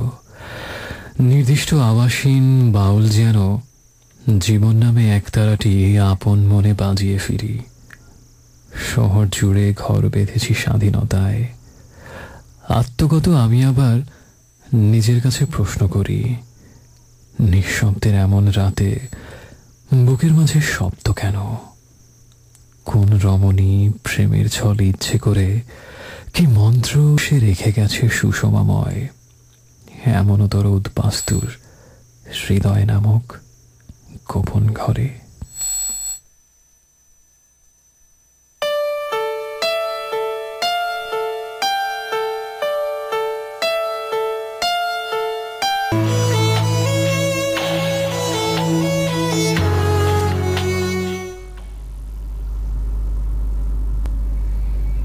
বিষাদ ছুঁয়েছে আজ, মন ভালো নেই। ফাঁকা রাস্তা, শূন্য বারান্দা, সারাদিন ডাকি সাড়া নেই। একবার ফিরেও চায় না কেউ, পথ ভুল করে চলে যায়, এদিকে আসে না। আমি কি সহস্র সহস্র বর্ষ এভাবে তাকিয়ে থাকবো শূন্যতার দিকে? এই শূন্য ঘরে, এই নির্বাসনে কতকাল আর কতকাল। আজ দুঃখ ছুঁয়েছে ঘর বাড়ি, উদ্যানে উঠেছে ক্যাকটাস। কেউ নেই, কড়া নাড়ার মতো কেউ নেই। শুধু শূন্যতার এই দীর্ঘশ্বাস, এই দীর্ঘ পদধ্বনি। টেলিফোন ঘোরাতে ঘোরাতে আমি ক্লান্ত, ডাকতে ডাকতে এক শেষ। কেউ ডাক শোনে না, কেউ ফিরে তাকায় না। এই হিমঘরে ভাঙা চেয়ারে একা বসে আছি। এ কি শান্তি তুমি আমাকে দিচ্ছ ঈশ্বর? এভাবে দগ্ধ হওয়ার নাম কি বেঁচে থাকা? তবু মানুষ বেঁচে থাকতে চায়, আমি বেঁচে থাকতে চাই, আমি ভালোবাসতে চাই, পাগলের মতো ভালোবাসতে চাই। এই কি আমার অপরাধ? আজ বিষাদ ছুঁয়েছে বুক, বিষাদ ছুঁয়েছে বুক, মন ভালো নেই, মন ভালো নেই। তোমার আসার কথা ছিল, তোমার যাওয়ার কথা ছিল, আসা যাওয়ার পথের ধারে ফুল ফোটানোর কথা ছিল, সেসব কিছুই হলো না, কিছুই হলো না। আমার ভেতরে শুধু 1 কোটি বছর ধরে অশ্রুপাত, শুধু হাহাকার, শুধু শূন্যতা, শূন্যতা। তোমার শূন্য পথের দিকে তাকাতে তাকাতে 2 চোখ অন্ধ হয়ে গেল, সব নদীপথ বন্ধ হলো, তোমার সময় হলো না। আজ সারাদিন বিষাদ পর্ব, সারাদিন তুষারপাত, মন ভালো নেই, মন ভালো নেই। So friends, welcome back once again. জানি না আজকে আপনার এই মুহূর্তে মন ভালো কি না, নাকি মন খারাপ। যাই হোক, এই কবিতা আপনার জীবনে সত্যি হোক বা না হোক, এই মুহূর্তে আপনার সাথে আমি আছি রাত 2 পর্যন্ত। ইরাজকে শুনছেন এই মুহূর্তে রেডিও আমার 88.4 FM এর ফ্রাইডে নাইট উইকেন্ড এক্সক্লুসিভ শোতে, জানা হচ্ছে ড্রিমস অ্যাভিনিউ। সেখানে সাথেই থাকুন, আপনার SMS করে আমাকে জানান আপনার কথাগুলো, কোন গান শুনতে ইচ্ছে হয় সেইগুলো, এবং এর পাশেও যদি কিছু বলার থাকে সেগুলো জানাবেন। আমি আপনার জন্য আছি রাত 2 পর্যন্ত। একটু আগে বাপ্পা মজুমদারের 2 গান শুনলাম। প্রথমটা ছিল একটা রবীন্দ্রসঙ্গীত, আমারও পরানো জাহাজা, এবং তারপরেরটা ছিল তার বেশ আগের একটা গান। এই গানটা হচ্ছে ভেসেছি আমি জানি না কোথায়। এটা হচ্ছে 1999 সালের গান, 18 বছর আগের গান, তাই না? ভেসেছি, এবং অ্যালবামের নাম ছিল রাতের ট্রেন।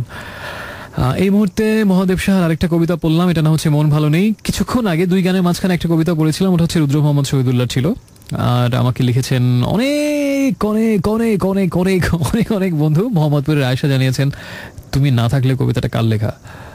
তুমি না থাকলে, এটা মহাদেব শাহরই ছিল প্রবাবলি। আর আমাকে জানিয়েছেন এরপরে হচ্ছে তানজিলা ফ্রম SAGC, আমারও পড়ানো জাহাজায়। গানটার পরে তোমার আবৃত্তিটার নামটা একটু বলো। এটা রুদ্র মোহাম্মদ শহীদুল্লাহ ছিল, নামটা তো ভুলে নেই, সরি নামটা তো মনে নেই এই মুহূর্তে। কবিতা পড়েই খাচাং করে ডিলিট করে দিয়েছি আমি, আর আমার মেমোরি খুবই বাজে, সো কবিতার নাম মনে নেই। আর অনন্যা আমাকে বাসাবো থেকে জানিয়েছেন হঠাৎ দেখা, কবিতা আমি পড়েছিলাম আগে। প্রাপন আমাকে জানিয়েছেন বাড্ডা থেকে, অনেকদিন পর শুনছেন, অনেকদিন পর ধূসর সময় শুনতে যাচ্ছেন। রাকিব ফ্রম বরগুনা, ফজলে রাব্বি আর আমাকে জানিয়েছেন এনিওয়ান ফ্রম এনিওয়্যার। আমরা কবিদের কথা মতো রাস্তার পাশে ফুলের মাঝে সত্য সুন্দরে খোঁজ করি, কিন্তু এই অমানুষের পৃথিবীতে এখন আর ফুল ফোটে না, উই গেট হার্ট। সবসময় সত্যি না, বিষয়টাকে উল্টোভাবে দেখুন না, যে অমানুষের পৃথিবীতে যখন কষ্ট পাবেন তখন কবির কবিতাই আপনার হৃদয়কে শুশ্রূষা দেবে, তাই না? সেভাবে দেখুন বিষয়টাকে, পজিটিভ পয়েন্ট অফ ভিউ থেকে। আর হচ্ছে এবং ওই যে জীবনানন্দ লিখেছিলেন, ওহে ভ্রাত, ওহে বৎস, বহুদিন আগে, সেটা হচ্ছে যে ওই যে কি যেন, আমার তো আবার লাইনটাই কিছুই মনে থাকে না। যুগে যুগে মানুষ সান্ত্বনা খুঁজেছে সময়ের দায়ভাগী নক্ষত্রের কাছে। তো এক্ষেত্রে সময়ের দায়ভাগী নক্ষত্রের রূপটা নিয়ে কবিরাই আসেন আমাদের পাশে থাকার জন্য। আর আমাকে লিখেছেন এরপরে তাহমিনা, হঠাৎ মাঝ নদীতে যদি জলে ভাসানো প্রদীপ দেখে প্রথম তোমায় মনে পড়ে, অতল মাঝের শূন্যে নিজেকে পূর্ণ লাগে, তবে তাই কি ভালোবাসা? এই ব্যাপারে আমার উত্তর 0, কারণ এই ব্যাপারে আমার নলেজ খুবই সীমিত। এক্ষেত্রে আমি নাদান, রাফায়েল নাদান।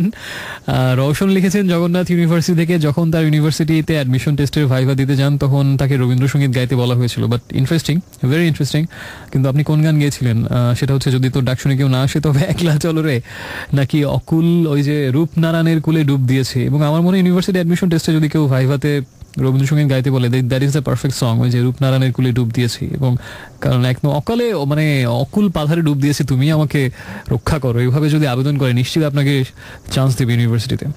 ত্রিনা আমাকে লিখেছেন কল্যাণপুর থেকে, অনেকদিন পর আমাকে মনে আছে কি? মনে নেই ত্রিনা, কে গো তুমি, এমন করে কে ডাকলে? মানিক বন্দ্যোপাধ্যায়ের একটা ছোট গল্প আছে, এটা নাম হচ্ছে, খুবই হৃদয় বিদারক একটা ছোট গল্প, নামটা হচ্ছে That memory again is hurting me. নামটা মনে নেই, তবে খুব হৃদয় বিদারক গল্প, দুর্ভিক্ষের সময়ের একটা গল্প। এবং ওই সময়টাতে এমনই দুর্ভিক্ষের করাল গ্রাস এই 2 বাংলাকেই ছুঁয়ে গিয়েছিল। সেটা হচ্ছে যে তখন নিজের আত্মীয় স্বজন, সব থেকে কাছের মানুষকে ছেড়েও মানুষ ক্ষুধার যন্ত্রণায় দুটো অন্যের খোঁজে বেরিয়ে পড়েছিল পথে পথে, এবং কেউ কারো খোঁজ জানতো না, হয়তো অনেক দিন পরে 1-1.5-2 বছর পরেও দেখা হয়েছিল, এমনও হয়েছিল। তো এরকম একটা গল্পে, ওই গল্পটাতে দেখা যায় যে দুর্ভিক্ষের গ্রাস গ্রাসে একেবারেই একটা গ্রাম, খুব দুর্ভিক্ষের করাল গ্রাসে নিমজ্জিত এমন একটা দুস্থ পরিবারের ওই ঘরের বউ ওই ঘর থেকে বেরিয়ে যায় অজানার উদ্দেশ্যে, হয়তো জীবিকার খোঁজে, দুমুঠো ভাতের খোঁজে বহুদিন, এবং এ নিয়ে তাদেরকে সামাজিক অনেক লাঞ্ছনা গঞ্জনা অনেক কিছু সইতে হয়েছিল। এবং 1.5-2 বছর পরে যখন ওই বউ আবার ফিরে আসলো অবশেষে ভাগ্যের ফেরে সেই বাড়িতে, তার শাশুড়ি যে চোখে দেখতে পায় না, ঠিকমতো কানে শোনে না, 80-90 বছরের এক থুরথুরে বৃদ্ধা, সে তখন একামাত্র করে, বিকজ তার ছেলেও তখন দুমুঠো অন্যের খোঁজে আরেকটা জায়গাতে, এবং হাজব্যান্ড ওয়াইফের খবর জানে না, ওয়াইফ তার হাজব্যান্ডের খবর জানে না, শুধুমাত্র বৃদ্ধা থুরথুরে বুড়ি মৃত্যুর শেষ দিনগুলো গুনছে ওই গ্রামের বাড়িটাতে বসে।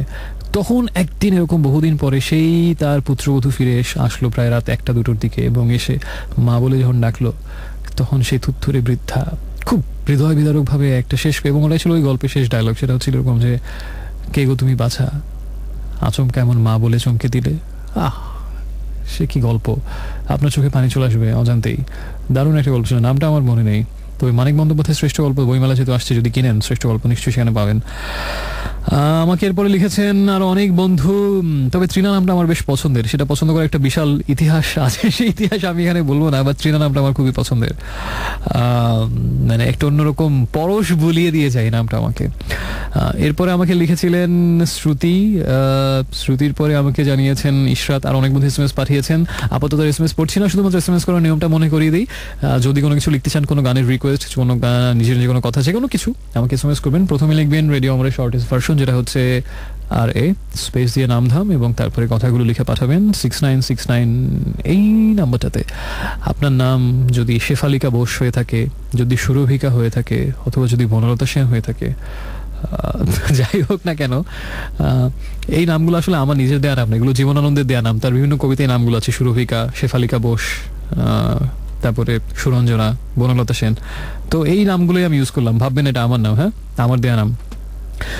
আপনার নাম যাই হোক না কেন আমাকে SMS করবেন 6969 এই নাম্বারটাতে, আমি পড়বো ফুলি।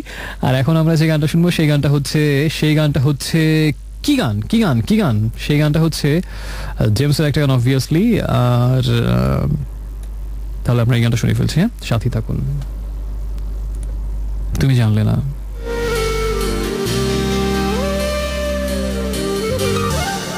তুমি জানলে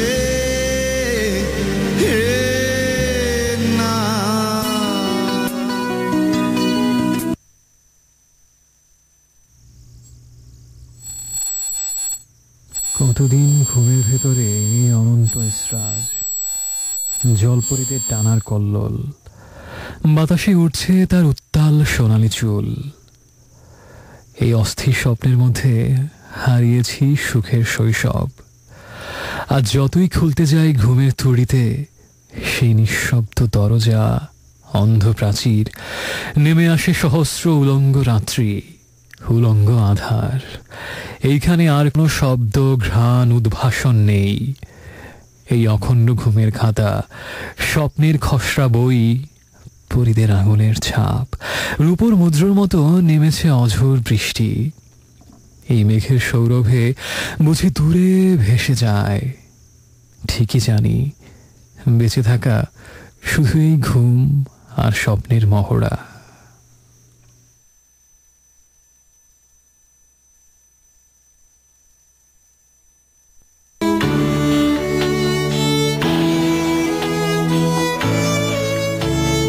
hello friends, welcome back once again. শুনছেন রেডিও আমার 88.4 FM। শুনছেন এই মুহূর্তে আপনার soulmate and ultimate radio mate আজকে শুক্রবার রাতের স্পেশাল আয়োজন ড্রিমস অ্যাভিনিউ নিয়ে আপনার পাশে আমি আরেকবার। সময় যখন এক্স্যাক্টলি 12:50 অনেক কবিতা হচ্ছে রুদ্র মোহাম্মদ শহীদুল্লাহ, এবং বিশেষ করে মহাদেব শাহর কবিতা বেশি পড়ছি, আর সেই সাথে আপনার SMS-গুলোতে আমি পড়ছি এবং ফিডব্যাক দেওয়ার ট্রাই করছি।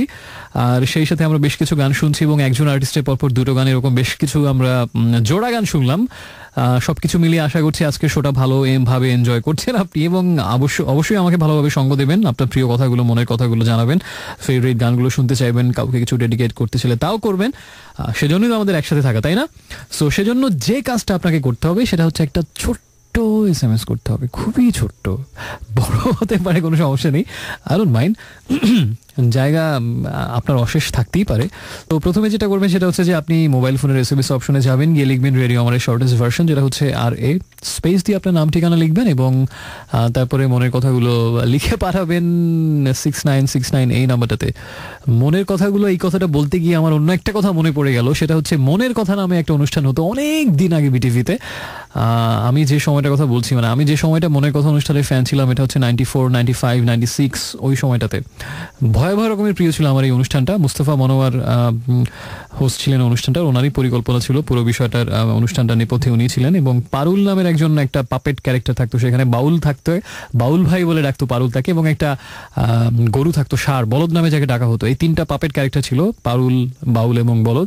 এবং এই বাউল সাহেব এবং বলদের মধ্যে প্রায় কনফ্লিক্ট হতো, একজন আরেকজনকে দেখতে পারতেন এবং পারুলকে ব্যস্ত সময় কাটাতে হতো দুজনের মধ্যে বিবাদ দূর করার জন্য। এবং এই রকম হাস্যরস এবং মজার মধ্য দিয়ে মুস্তফা মনোয়ার খুব চমৎকারভাবে ছবি আঁকার কৌশলগুলো শেখাতেন এবং অসাধারণ ছিল। এবং আমার এখনো মনে পড়ে মানে জল রঙের প্রতি আমার, মানে জল রঙের ছবি, I mean water colour painting এর প্রতি আমার ভালোবাসার জন্ম ওখান থেকে। একটা এপিসোডের কথা মনে আছে, probably it was back in 1994। বিকেলবেলাতে কোনো কিছু করার ছিল না, ওই দিন খেলতে খেলতেও যায়নি, তো বসে বসে আমি মনের কথা দেখছি। সম্ভবত 3:15 বা 4:15 প্রোগ্রামটা হতো, সোমবার দিন ছিল প্রবাবলি। তো ওই এপিসোডে খুব সুন্দর, ওই সময়টা বৃষ্টির সময় ছিল, জুলাই আগস্ট মাসের দিকে এটা। ওই এপিসোডটাতে আমার মনে আছে যে ঠিক বৃষ্টির সময়টাতে গ্রামের মাঠে পানি উঠে কি অদ্ভুত একটা নৈসর্গিক সৌন্দর্যের অবতারণা হয়। এরকম একটা জল রং এঁকেছিলেন ওই পারুল আর বলদার বাউলের মধ্যে ঝগড়া থামাতে থামাতে মুস্তফা মনোয়ার। এখনো আমার ছবিটা চোখে ভাসে, কি অদ্ভুত সুন্দর। আমার কাছে মনে হচ্ছে যে পৃথিবীর সব থেকে সুন্দর চিত্রকর্ম হচ্ছে ওটাই। এবং ওই দিন থেকে ওয়াটার কালার পেন্টিং এর প্রতি আমার অবসেশন শুরু। এবং এখন আমার সব থেকে, মানে যত ধরনের ছবি আছে, প্যাস্টেল বলুন, ওয়াটার কালার বলুন, চারকোল বলুন, সব ধরনের মিডিয়ার মধ্যে সব থেকে আমার ফেভারিট হচ্ছে ওয়াটার কালার। এবং আমার মনে হয় প্রেমটা শুরু ওই মুস্তফা মনোয়ারের মনের কথা প্রোগ্রাম থেকে। এবং আমার মনে হয় যে আসলে এখন অনেক চ্যানেল, অনেক প্রোগ্রাম, অনেক অস্থিরতা, অনেক হুলস্থুল, অনেক আয়োজন, হ্যাঁ, সবকিছু অনেক বেশি বেশি, কিন্তু আসলে ওই রকম প্রোগ্রাম যেটা আসলে মানুষের ছুঁয়ে যাবে। এবং 94-তে দেখে আমার 2017-তে আমি সেটা স্মৃতিচারণা করছি। আমার মনে হয় এমন প্রোগ্রাম যে আপনার 23 বছর পরেও আপনি স্মৃতিচারণা করবেন, এমন প্রোগ্রাম আজকাল আসলে হয় না। 23 দিন পরে মনে থাকার মতো প্রোগ্রামই খুব বেশি হয় না, 23 বছর তো দূরের কথা। মানে কোয়ান্টিটি আর কোয়ালিটির কনফ্লিক্ট চিরন্তন, সংখ্যায় অনেক বেশি হওয়াটাই একমাত্র সার্থকতা না। ওই যে একটা প্রবাদ আছে না, সম্ভবত ইরানি প্রবাদ, সিংহের এক বাচ্চাই যথেষ্ট। তো আমার কাছে মনে হয় এটা আসলে শিল্পের ক্ষেত্রে সত্যি।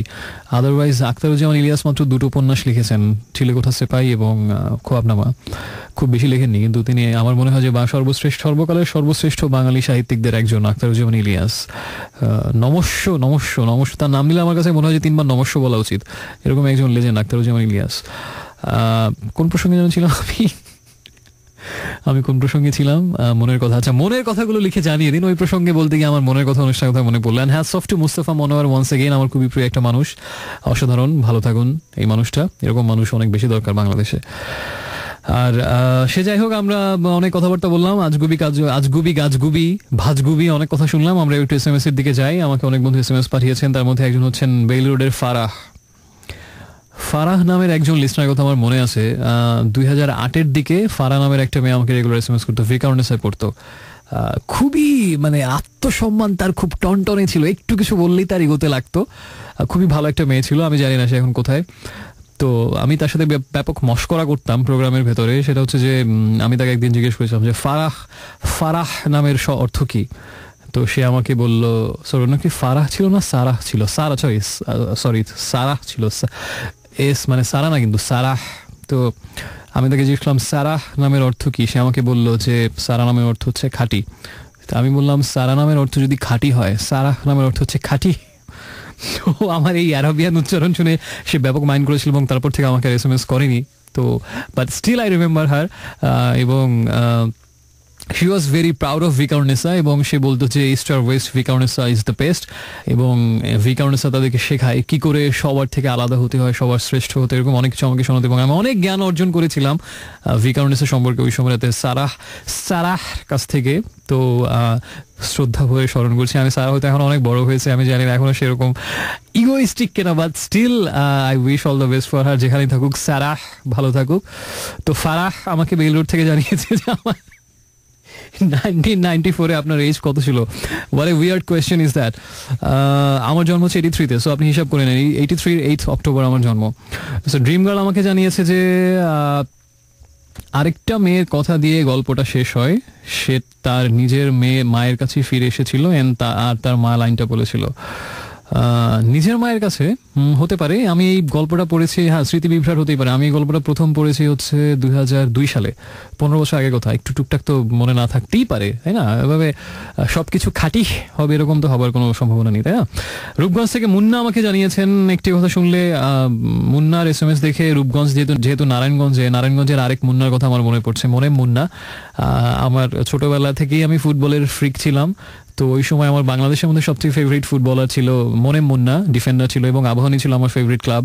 তো মনে মুন্না আমার ব্যাপক প্রিয় ছিল, এবং মনে মুন্না, এই মুন্নার নাম থেকে মুন্নাও নারায়ণগঞ্জে ছিল, যেহেতু আমাদের মাঝে এখন আর নেই, আমরা শ্রদ্ধা করি মুন্নাকে স্মরণ করছি। ওই সময় ফুটবলে কিন্তু একটা ব্যাপক ক্রেজ ছিল। আমার মনে আছে যে 93-4-5-এ তখন রেডিওতে খেলা সম্প্রচার করা হতো, মাঝে মাঝে টিভিতে দেখানো হতো। তো পড়াশোনা সব কিছু ফাইট টাইট করে কোনো কিছু আমি শুনবো না, খেলা আমার শুনতেই হবে। আবাহনী, মোহামেডান, মুক্তিযোদ্ধা, ব্রাদার্স ইউনিয়ন, এই ক্লাবগুলো তখন ধুমধুমার অবস্থা। স্পেশালি আমি ছিলাম আবাহনীর ফ্যান, এবং ব্যাপক উত্তেজনা নিয়ে ফুটবল ফলো করতাম। এবং 8টার নিউজ যখন হতো বিটিভিতে, আমার কান খারাপ থাকতো যে খেলার নিউজের আগে একটা ব্যাপক প্যাপো টাইপের একটা মিউজিক হয় না, যেটা শুনলে আমরা বুঝতে পারি এখন স্পোর্টস নিউজ হবে। ওটা শুনলে আমি মানে বিশাল দৌড়, সাথে সাথে গিয়ে আমার খবর শুনতে হবে, কি স্কোর, কি অবস্থা, কে কয়টা গোল দিল, ওগুলো জানতে হবে। এবং ওই সময় একটা ফুটবলের ক্রেজ ছিল, মুন্না ছিল, সাব্বির ছিল মোহামেডানে, যিনি একটা অকালি ইনজুরি হয়েছিল সম্ভবত অগ্রণী ব্যাংকের সাথে একটা ম্যাচে। খুব এক চরম দুষ্কৃতকারী এক খেলোয়াড় তাকে অবৈধভাবে ফাউল করেছিল, এবং তারপর থেকে সাব্বিরের পা ভেঙে যায়, এবং সাব্বিরের ক্যারিয়ার ওখানেই শেষ হয়। আমার মনে হয় যারা এই মুহূর্তে আমাকে শুনছেন, তাদের মধ্যে যদি কেউ ওই সময় ফুটবলের ফলোয়ার ছিলেন, স্পেশালি মোহামেডানের ফ্যান যারা ছিলেন, আমার মনে হয় তারা নিশ্চয়ই মনে করতে পারছেন এটা হচ্ছে 94 কি 95-এর ঘটনা, সেই হৃদয় বিদারক ম্যাচ মোহামেডান ভার্সেস অগ্রণী ব্যাংক, যে ম্যাচে সাব্বিরের জীবনের শেষ ম্যাচ ছিল।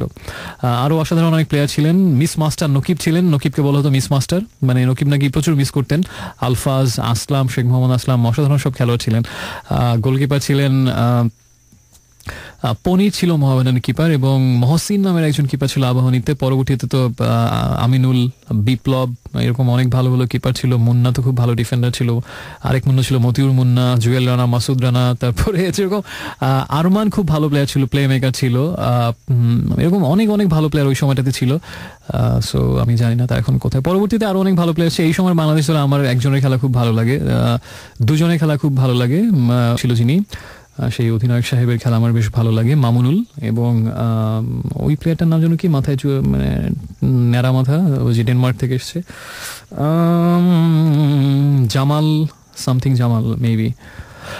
বলেবার আমার স্মৃতিশক্তির উপর ভরসা করে লাভ নেই, আমি পরের এসএমএসে চলে যাচ্ছি। ফুটবল নিয়ে অনেক গল্প হলো, স্পেশালি এই গল্পগুলো এই জন্য করলাম, এই সময়টাতে আসলে ক্রিকেটের প্রবল পরাক্রমশালী জোয়ারে ফুটবল ভেসে গেছে, এবং সেজন্য পুরোনো দিনে ফুটবলের কথা অনেক ফিরিয়ে আনলাম। ইয়াং মেন্স ফকিরাপুল একটা ক্লাব ছিল, জায়ান্ট কিলার বলা হতো যাদেরকে। তাদের কাজই ছিল বড় দলগুলোকে হারিয়ে দেয়া, এবং ইয়াং মেন্স ফকিরাপুলের দুজন খেলোয়াড় ছিল, ছোট জালাল আর বড় জালাল। তো আমি খুব অবাক হয়ে ভাবতাম ছোট জালাল আর বড় জালাল মানে কি, অ্যাকচুয়ালি দুই জালাল খেলতো একই ক্লাবে। আমি নস্টালজিক হয়ে যাচ্ছি আসলে, সেই সময় সেই আর্লি 90s বা মিড 90s-এর ফুটবলের কালচারটা মনে পড়ছে। এবং যেদিন ফুটবল খেলা হতো, আবাহনী মোহামেডান খেলা ছিল, ওদিন সব স্কুল টুল ছুটি দিয়ে দেওয়া হতো, ব্যাপক উত্তেজনা নিয়ে খেলা দেখা হতো। এখন আমার মনে আছে যেদিন আবাহনী মোহামেডান খেলা হতো, টিভিতে দেখানো হতো, আমরা সবাই মানে একদম আত্মীয় স্বজন, মামা টামা, চাচা, সবাই মিলে বসতাম, মানে ময় মুরব্বী, এলাকার লোকজন সবাই মিলে টিভির সামনে বসতাম। মুড়ি, চানাচুর ভাজা, সেই সাথে এই খাবার সেই খাবার, অনেক কিছু আসছে রান্নাঘর থেকে, আমরা ব্যাপক উত্তেজনা নিয়ে খেলা দেখছি। I'm getting really nostalgic. তারপর আমাকে এসএমএস পাঠিয়েছেন যে বন্ধুটা, তিনি হচ্ছেন আয়েশা ধানমন্ডি থেকে, জানিয়েছেন প্রহর ভাঙছে সিঁড়ি, সময়ের দালান ক্রমশ হারায় উচ্চতা, পায়ে পায়ে ছাড়িয়ে যায় বছরের অমোঘ। এই শব্দটা বুঝতে পারছি না, চোখ দুটো চেয়ে থাকে। আপনার বাকি এসএমএস এর অংশটা আসেনি। সে যাই হোক, আমরা এই মুহূর্তে আপাতত আর এসএমএস কি পড়বো। একা আমাকে জানিয়েছেন এক মুহূর্ত অদ্ভুত এক অনুভূতি, তারপর গভীর নীরবতা, সব শেষ, জীবন থেকে জীবন খুবই ছোট, তাই না কথক? আর অলরাইট, সো আপাতত এসএমএস পড়ছি না, শুধুমাত্র যদি কিছু লিখতে চান প্রথমে আরে লিখবেন, স্পেস দিয়ে নাম ঠিকানা এবং তারপরে কথাগুলো লিখে পাঠিয়ে দেবেন 6969 এই নাম্বারটাতে। ওকে, ইরাজকে আবারও শুনবেন একটু পরে এবং একটু পরে ফিরছি, সাথে থাকুন। আর এখন আমরা কি গান শুনবো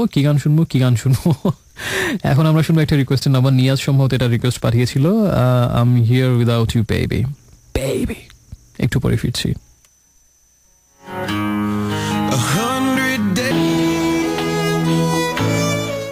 Hey, hello friends, what's up? Welcome back once again. শুনছেন এই মুহূর্তে আপনার মধ্যরাতের আগন্তুক বন্ধু ইরাজকে, আর শুনছেন রেডিও আমার 88.4 FM এর Friday night weekend exclusive show Dreams Avenue. স্বাগত আরেকবার, এবং সময় এখন 1:09। শুনছিলাম একটু আগে রিয়ানা ফিচারিং কেলভিন হ্যারিস, আর এবং গানটার নাম ছিল This Is What You Came For. আর তার আগে ছিল একটা রিকোয়েস্টের নাম্বার, এটা হচ্ছে নিয়াজের রিকোয়েস্ট ছিল, 3 Doors Down-এর গান হিয়ার উইদাউট ইউ। এবং এই মুহূর্তে আমাকে অনেক বন্ধু এসএমএস পাঠিয়েছেন, তার মধ্যে একজন হচ্ছেন ব্লু নাইটিঙ্গেল, জানিয়েছেন যে when the rose is gone and the garden faded you will no longer hear the nightingale song, the beloved is all, the lover just a veil. Green veil একটা cinema আছে, the green veil সিনেমাটা নিয়ে আমার একটা interesting অভিজ্ঞতা আছে। সেটা হচ্ছে যে আমার বাসায় একদিন একটা হাউস পার্টি ছিল, ফ্রেন্ডদেরকে ইনভাইট করেছিলাম, মেবি 2015-তে। তো সবাই আসলো, সবাই খুব মজা করলাম, গল্প টল্প করলাম, অনেক কিছু হলো, অনেক ফান হলো। প্রায় ভোর 5টার সময় সবাই বললো যে ঘুমানোর টাইম হয়েছে, এবার আমরা ঘুমাতে যাই। সবাই ঘুম পাচ্ছে, আমি ভাবলাম না please let's watch A movie. আমাদের মূল প্ল্যানটা ছিল মুভি দেখবো সবাই মিলে। তো আড্ডা সবকিছু হলো, কিন্তু মুভি আর দেখা হয়নি। তো আমি ব্যাপক দুঃখ পেলাম, তাদের উপরে রাগ হলো, মাইন্ড করলাম, অভিমান করলাম যে মুভি দেখার কথা, কিন্তু মুভি দেখা হলো না। যে আমি আজকে ভোর 5টার সময় মুভি দেখা স্টার্ট করবো, যখন শেষ হবে তখন ঘুমাবো। কেউ না থাকলে রবীন্দ্রনাথের সেই অমোঘ বাণী আমার সাথে আছে, যদি তোর ডাক শুনে কেউ না আসে। সবাই ঘুমাতে গেল, আমি একা সেই ভোর 5টার সময় মুভি দেখা স্টার্ট করলাম, কারণ আমি শপথ নিয়েছিলাম আমি মুভি দেখেই ছাড়বো, একা হলেও দেখবো। তো অনেক চিন্তা ভাবনা করে দ্য পেইন্টেড ভেইল একটা সিনেমা আছে, এডওয়ার্ড নর্টন এবং নাওমি ওয়াটস আছেন সিনেমাটাতে, চীনের একটা কাহিনী নিয়ে, এবং মূল কাহিনীটা হচ্ছে উইলিয়াম সমারসেট মমের, সেই কাহিনী অবলম্বনে এই সিনেমাটা দ্য পেইন্টেড ভেইল। তো ভাবলাম এডওয়ার্ড নর্টন তো ধুনফুন সিনেমা করেন না, সবসময় খুব ভালো সিনেমা করেন, এবং ওর বেশিরভাগ সিনেমাই খুব দারুণ হয় এডওয়ার্ড নর্টনের, যারা তার ফ্যান নিশ্চয়ই জানেন। আর নাওমি ওয়াটসও বেশ বুঝে শুনে সিনেমা চুজ করেন, তো ভাবলাম নিশ্চয়ই ভালো একটা রোম্যান্টিক সিনেমা হবে। তার উপরে গল্পটা যখন লিখেছেন উইলিয়াম সমারসেট মম, অসাধারণ একজন সাহিত্যিক, নিশ্চয়ই দুর্দান্ত একটা সিনেমা দেখতে যাচ্ছি। ওহ কি বলবো, ভোর 5টার সময় শুরু করেছি, মানে এমনিতেই আমার ঘুম পাচ্ছিল একা, তার উপরে সবাই ঘুমাতে গেছে, আমি একা দেখছি। মানে প্যাথেটিক একটা সিনেমা, মানে আমি আবার আমার একটা রোগ আছে যে আমি প্যাথেটিক হলো একটা সিনেমা স্টার্ট করলে শেষ না করে উঠতে পারি না, সেটা যত বাজেই লাগুক না কেন। তো মনে হচ্ছিল কোন দুঃখে আমি এই ভোর 5টা-6টার সময় একা সবাই ঘুমাচ্ছে, আমি এই সিনেমাটা দেখছি, কেন এই সিনেমাটা চুজ করলাম। মানে গল্পটা নিশ্চয়ই অনেক ভালো ছিল সমারসেট মমের, কিন্তু মেকিংটা একদমই ভালো হয়নি, সিনেমাটা আমার একদমই ভালো লাগেনি। এবং তারপর থেকে এই ভেইল শব্দটা শুনলে আমার দ্য পেইন্টেড ভেইল সিনেমার কথা মনে পড়ে। ভোর 5টা-6টার সময় ঘুম নষ্ট করে এই প্যাথেটিক সিনেমা দেখার কষ্ট আমি এই জীবনে ভুলবো না। So that was The Painted Veil. আর তবে একেবারে অত বাজে না, হয়তো আমার হয়তো এক্সপেকটেশন আরো বেশি ছিল, বা সময়টা হচ্ছে ঘুমানোর সময়ের জন্য হয়তো আরো বেশি খারাপ লেগেছে। যাই হোক, দেখতে পারেন কেমন লাগে আপনার, আমি জানি না, ভালো লাগতেও পারে দ্য পেইন্টেড ভেইল। তবে পেইন্টেড ভেইল দেখে আমার মনে হয়েছে যে শরৎচন্দ্রের একটা বইয়ের সাথে কিন্তু কাহিনীটা মিল আছে। শরৎচন্দ্রের একটা বই আছে, ওই যে গৃহদাহ না, ওটার নাম ছিল ওটা কি গৃহদাহ ছিল? কি বাজে মেমোরি আমার, সিরিয়াসলি, সেইম অন মি। সম্ভবত গৃহদাহ, এটা কি গৃহদাহ না? ওই যে শেষ একটা মানে মহামারী হয় একটা গ্রামে, এবং একজন নারীকে নিয়ে দুজন পুরুষের একটা মনস্তাত্ত্বিক দ্বন্দ্ব এবং সংঘাত, সেখান থেকে একজন আবার শেষ পর্যন্ত সেই মানবতার সেবা নিজেকে বিলিয়ে দেয়। এটা সম্ভবত কি গৃহদাহ না? সম্ভবত। তো শরৎচন্দ্রের গৃহদাহের সাথে আমি ওটার কাহিনী একটা বেশ ভালো সাদৃশ্য খুঁজে পেয়েছিলাম দ্য পেইন্টেড ভেইলের। তো সে যাই হোক, আমরা পরের এসএমএসে চলে যাচ্ছি। জেসি জেনি আমাকে জানিয়েছেন যে আচ্ছা, তুমি ব্যথা হলে কেন, তুমি কেন বিষাদ হলে, কেন নীল ভুবন হলে, কেন বলতে না পারা একটা কথা হলে, তবুও আজ এই পাতাঝরা দিনে তোমায় দেখছি, তুমি ফিরে এসো স্পন্দন হয়ে, আমি তোমায় জড়াবো, তুমি রোদ, তারা, কিংবা তার চেয়ে বেশি কিছু হও, আমি তোমাতেই মিশে থাকবো। খুব সুন্দর আবেগী এক্সপ্রেশন, ভালো লাগলো এসএমএসটা। আর জানিয়েছেন এরপর আর অনেক বন্ধু, তার মধ্যে আছেন রুমু আমাকে জানিয়েছেন খুব দুর্দান্ত একটা অবজারভেশন। মানে আমার কাছে মনে হয় যে যুগে যুগে পৃথিবীতে অসাধারণ কিছু মনীষী এসেছেন, দার্শনিক, কবি, সাহিত্যিক, সঙ্গীতজ্ঞ, চিত্রকর এবং এরকম অনেক অসাধারণ মনীষী এসেছিলেন। তাদের সবার অনেকের অনেক বৈচিত্র্য ছিল, কিন্তু একটা জায়গাতে সবাই কমন একটা গুণ ছিল সবার মধ্যে, সেটা হচ্ছে যে তাদের অবজারভেশন পাওয়ার অনেক শার্প ছিল। এবং লোকে বলে থাকে, মহামনীষীরা বলে থাকেন যে পর্যবেক্ষণ ক্ষমতা যদি ক্ষুরধার না হয়, যদি তীক্ষ্ণ পর্যবেক্ষণ শক্তি আপনার না থাকে, তাহলে আপনি বড় কিছু করতে পারবেন না জীবনে। এবং তার সঠিক প্রতিচ্ছবি আমি রুমুর মধ্যে খুঁজে পেয়েছি, এবং আমার ধারণা রুমু জীবন অনেক বড় হবেন, কারণ তার অবজারভেশন পাওয়ার অনেক শার্প, অনেক তীক্ষ্ণ পর্যবেক্ষণ ক্ষমতা তার বোঝা যাচ্ছে। কারণ তিনি লিখেছেন, I think you are not Iraz. So আমি বলতে বাধ্য হচ্ছি যে আপনার দুর্দান্ত পর্যবেক্ষণ ক্ষমতা, হ্যাটস অফ টু ইউ। আপনার ভবিষ্যৎ উজ্জ্বল, এবং আমি চাই আপনি একজন প্রাতঃস্মরণীয় মনীষী হন, এবং কালের গর্ভে আপনার নাম লেখা থাকুক, এবং রুমুর নামে জয়ধ্বনি হোক, তোপধ্বনি হোক 21 বার, প্রত্যেক বছর অন্তত একবার করে আপনার জন্মদিনে। So that's my heartiest best wishes for you. Seriously, I'm eagerly waiting for that day when everyone on this earth will remember your name and say, East or West, Rumo is the best. All right, so who's the next SMS sender? Rupganj থেকে মুন্না, আপনার SMS পড়েছিলাম মুন্না।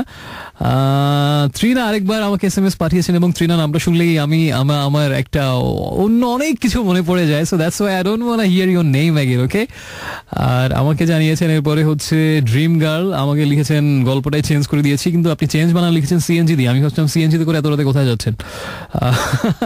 বুশরা আমাকে জানিয়েছে মোহাম্মদপুর থেকে, মহাদেব শাহর একটা কবিতা শুনতে চান। ঐশী রামপুর থেকে, ঐশী আরেকটা সুন্দর নাম, এই নামটা আমার পছন্দের। লিখেছেন এটা তার প্রথম SMS। You are most welcome Oishi. Eka জানিয়েছেন মনের কথা অনুষ্ঠানটা এখনো হয়, এবং তিনিও তার এই অনুষ্ঠানের একজন বড় ভক্ত। নির্জন আমাকে জানিয়েছেন তিথিডোর পড়ছেন বুদ্ধদেব বসুর।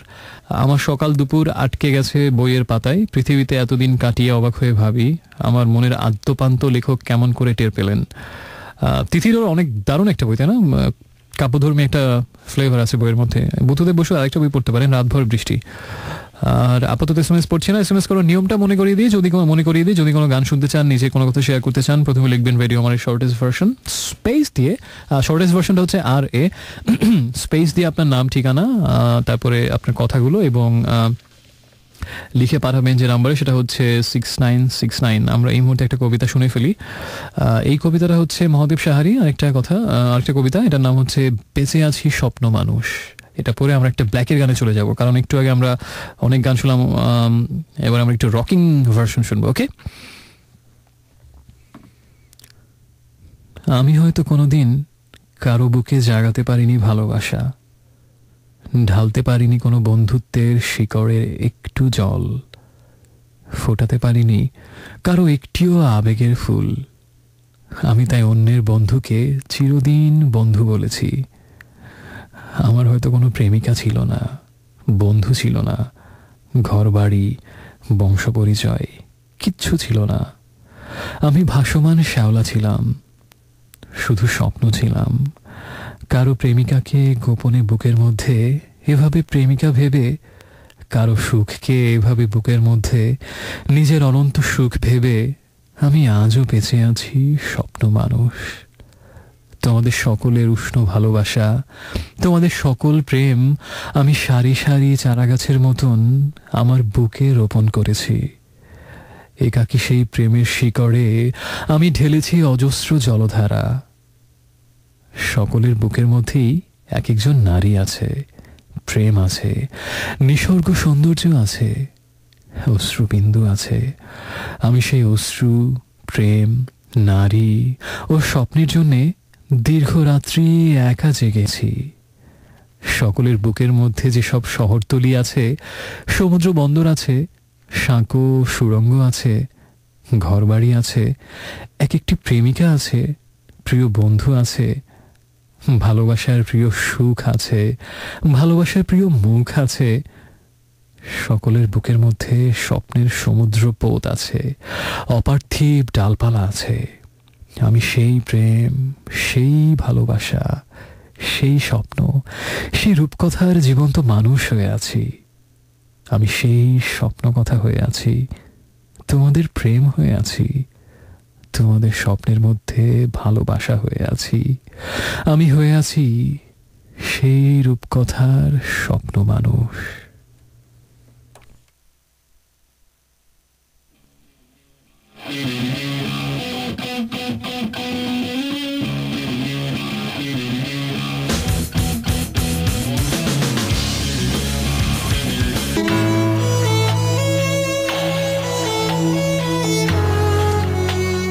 Hey friends, welcome back once again. শুনছেন রেডিও আমার 88.4 FM, শুনছেন এই মুহূর্তে আজকে আর শুক্রবার রাতের বিশেষ আয়োজন ড্রিমস অ্যাভিনিউতে আপনাকে আরেকবার স্বাগত জানাচ্ছি। আর সাথে থাকার জন্য আরেকবার অশেষ ধন্যবাদ। অশেষ, আমারে তুমি অশেষ করেছো, এই লাইনটা কার বলতে হবে? বলতে পারলে একটা গান আপনার জন্য। আমাকে এসএমএস পাঠিয়েছেন, তার আগে বলি একটু আগে কি গান আমরা শুনেছি। আমি শুনেছি একটু আগে আমরা শুনছিলাম ক্রিপ্টিক ফেটের গান ভব ঘুরে গেছিল, ব্ল্যাকের গান সম্মোহন। আর এই মুহূর্তে আমরা শুনবো আবির কি বলেছেন, তিনি জাতির উদ্দেশ্যে কি বয়ান দিয়েছেন। দেখা যাক। আবির লিখেছেন যে লাস্ট নাইটে একটা মুভি দেখা স্টার্ট করলাম, স্পার্টাকাস। 4 ঘন্টা 8 মিনিটের সিনেমা। অর্ধেক দেখে ঘুমাতে গেছেন গতকালকে, আজকে আবার বাকি অর্ধেক দেখবেন। মানে অনেক বড় সাইজের সিনেমা। আমি যদি বলি আমার অভিজ্ঞতা হচ্ছে রেবেকা, আলফ্রেড হিচককের। আজকে আমার এক ফ্রেন্ডকে বলছিলাম এই সিনেমাটার কথা। প্রবাবলি 3.5 ঘন্টা সিনেমা ছিল, 1940 সালের একটা সিনেমা। কিন্তু 1940-এ সাদা কালো একটা সিনেমা, চিন্তা করুন, নিশ্চয়ই মনে হবে তার উপর 3.5 ঘন্টা যদি লেন্থ হয়, নিশ্চয়ই মনে হবে অনেক বোরিং হবে বা এতক্ষণ কীভাবে দেখবো। আমি রুদ্ধশ্বাসে সারা রাত জেগে দেখেছিলাম, একটা সেকেন্ডের জন্য ওঠার কথা মনে হয়নি, এতটা তীব্র সাসপেন্স ছিল। এটা ছিল হিচককের প্রথম সিনেমা হলিউডে এবং এটা দিয়ে অস্কার জিতেছিলেন সেরা সিনেমার best film and best director, Rebecca সিনেমা দিয়ে। আরেকটা দীর্ঘ সিনেমা দেখেছিলাম গন উইথ দ্য উইন্ড, এবং এটা হচ্ছে 4 ঘন্টা বা 3 ঘন্টা 38 মিনিট প্রবাবলি, যদি আমার স্মৃতিশক্তি বিট্রে না করে থাকে। 3 ঘন্টা 38 মিনিটে এরকম একটা লেংথের সিনেমা। এবং আমার কাছে মনে হচ্ছে ভিভিয়ান লুই, এই সিনেমাটার কথা আমি অনেক বলেছি। আমার মনে হয় প্রত্যেকেরই উচিত, বিশেষ করে যারা আমার নারী শ্রোতা আছেন এই মুহূর্তে আমার সাথে, তাদের তো অবশ্যই দেখা উচিত। কারণ একজন নারীর ভেতরে যত রকম বৈচিত্র্য থাকা সম্ভব, যত শক্তি, যত রকম শক্তির দিক থাকে, আমার কাছে মনে হচ্ছে যে খুব নারী প্রধান একটা সিনেমা এবং অসাধারণ একটা সিনেমা, যেখানে নারীর মহৎ গুণগুলো, তার ছল চাতুরি, কুটিল দিকগুলো, মহৎ অমহৎ সবকিছু ফুটে এসছে অসাধারণভাবে। এবং এই ক্যারেক্টারটাকে আপনি ভালোবাসবেন, পরমুহূর্তে ঘৃণা করবেন, পরমুহূর্তে মায়া জন্মাবে, তার পরমুহূর্তে আবার তাকে তীব্র ঘৃণায় দূরে ফেলে দিতে ইচ্ছে হবে, পরমুহূর্তে আবার ভালোবাসায় জড়িয়ে ধরতে ইচ্ছে হবে, এরকম একটা ক্যারেক্টার। এবং দুর্দান্ত অভিনয় করেছিলেন ভিভিয়ান লুই।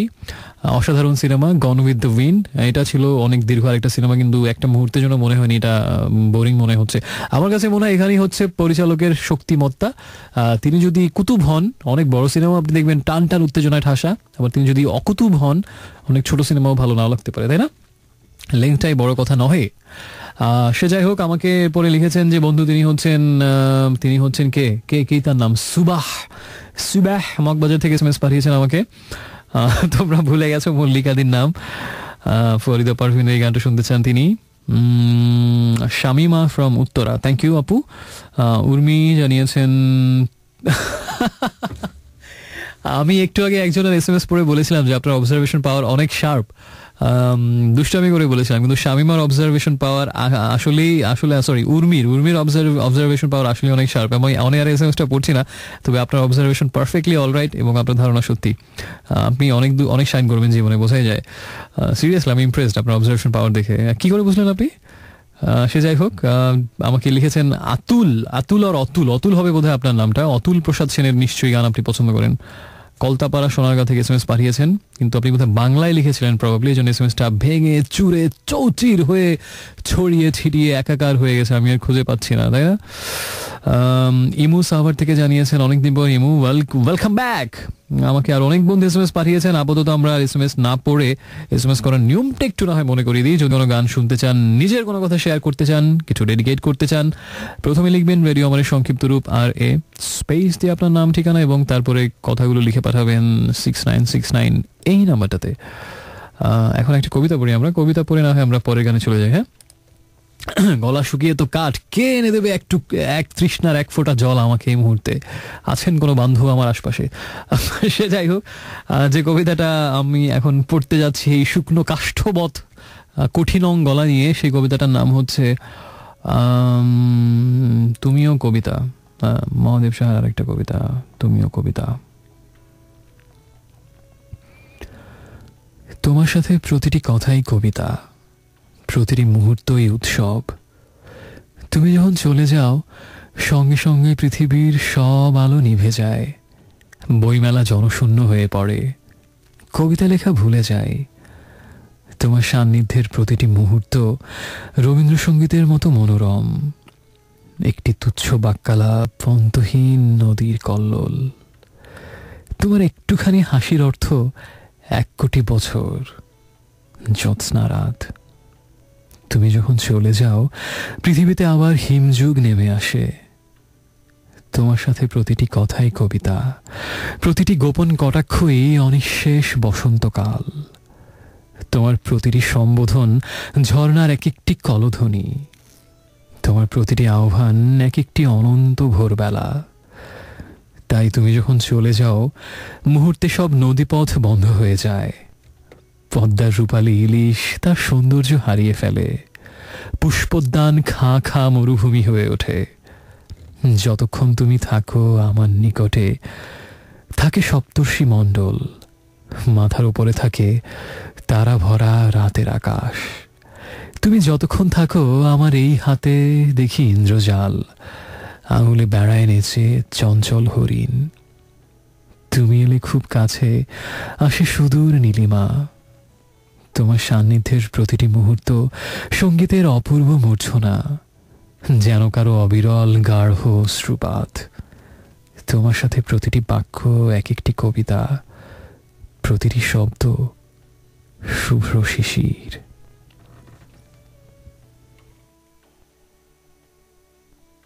সো এটা ছিল নির্মলেন্দু গুন্না, সরি মহাদেব শাহর আরেকটা কবিতা। তোমার সাথে প্রতিটি বাক্য এক একটি কবিতা, প্রতিটি শব্দ শুভ্র শিশির। দুর্দান্ত।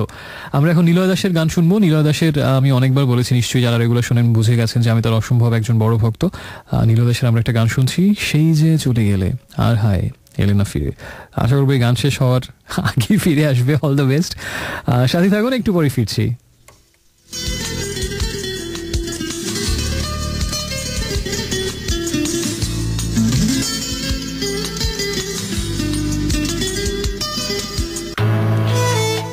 Hey friends, welcome back once again. শুনছেন আজকে আরেকবার চলছে dreams Avenue only on radio Amar 88.4 FM। So friends, একটু আগে আমরা শুনলাম পরপর দুটো গান নিলয় দাসের। একটা ছিল সেই যে চলে গেলে, আর তারপরের গানটা ছিল হচ্ছে যখনই নিবিড় করে।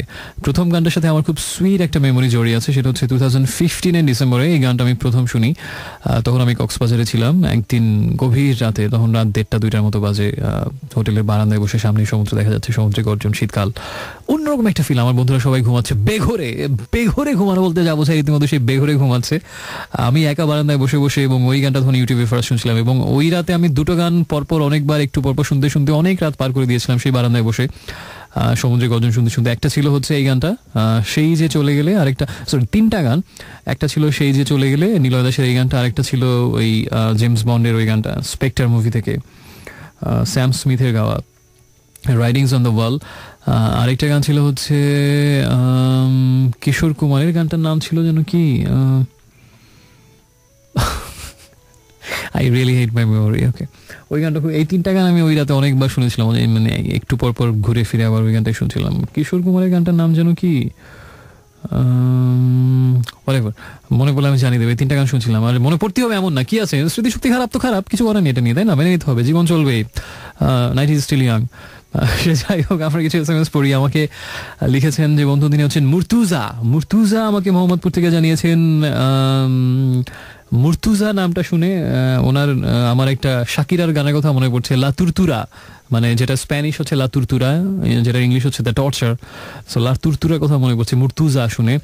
মুর্তুজার সাথে তুরতুরার মিল আছে, একটা মিল আছে। So never mind friend, you are my বাড়ি। ওকে, 2 তারিখ থেকে SSC exam, so all the best for. আমি আপনার এসএমএসটা আগে পড়ে নিলাম। আপনি যদি এত ছোট জানতাম এরকম দুষ্টামি করতাম না, কারণ এই বয়সে সবার মন অনেক সেন্সিটিভ থাকে, অনেক সময় দুষ্টুমিও সহজভাবে নেওয়া যায় না, এবং স্পর্শকাতর থাকে মানুষের মন ওই সময়টাতে, টিনেজ বয়সে যখন প্রথম পদার্পণ করে। আমরা এরপরে পড়তে যাচ্ছি যার এসএমএস, তিনি হচ্ছেন আর কেউ নয়, তিনি হচ্ছেন নির্জন। লিখেছেন আমাকে যে নিলয় দাসের কণ্ঠ শুনলে ভেতর থেকে একটা লুকানো কান্না বেরিয়ে আসতে চায়, অথচ কি ভালো লাগা, এত বিচিত্র কেন নাম না জানাই অনুভূতিগুলো। আসলে নিলয় দাসের কণ্ঠে ওই ব্যাপারটা আছে। Your right, absolutely all right. Ayesha আমাকে জানিয়েছেন যে গণিত উইন তার খুব প্রিয়। আফনান ঢাকা ইউনিভার্সিটি থেকে আমাকে লিখেছেন যে অসম্ভবের মধ্যে হঠাৎ জেগে ওঠা ক্ষুদ্র আশাগুলোর কি বেঁচে থাকাই শ্রেয় নাকি বিলীন হয়ে যাওয়াটাই ভালো? আপনার কাছে কি মনে হয়? অবশ্যই আশা কেন মিলিয়ে যাবে। সংসার সমুদ্রে কি যেন একটা ছোটবেলা আমরা ভাব সম্প্রসারণ পড়তাম, যেগুলো জোর করে মুখস্থ করতে হতো, অনেক সময় আমরা অর্থ বুঝতাম না, বড় হয়ে আমরা নানা ঘাটে ঠেকে শিখেছি যে ওগুলোর মানেটা কি, তাই না? এরকম একটা ভাব সম্প্রসারণ ছিল হচ্ছে সংসার সমুদ্রে ড্যাশ ড্যাশ ড্যাশ কি যেন ছিল, সংসার সমুদ্রে ড্যাশ ড্যাশ ড্যাশ, আশা তার একমাত্র ভেলা, এরকম একটা ভাব সম্প্রসারণ আমরা ছোটবেলায় শিখেছিলাম। যে অবশ্যই আশাগুলোর থাকতে হবে, বেঁচে থাকতে হবে। হ্যাঁ, নিঝুম অনেক দেরি করে জয়েন করেছেন, বোধহয় ওনার খেয়াল ছিল না আজকে শুক্রবার। মোহাম্মদপুরের ফ্রেন্ড, রেগুলার ফ্রেন্ড, আমি এই জন্য একটু অবাক হয়েছিলাম এত শেষে আপনার এসএমএস দেখে। উইনিং এর গান শুনতে চান নির্জন, সম্ভাবনা আছে। তবে এখন আমরা যে গানটা শুনবো সেটা হচ্ছে Hymn for the Weekend. It's a wonderful song by Coldplay. একটু পরে ফিরছি, সাথেই থাকুন।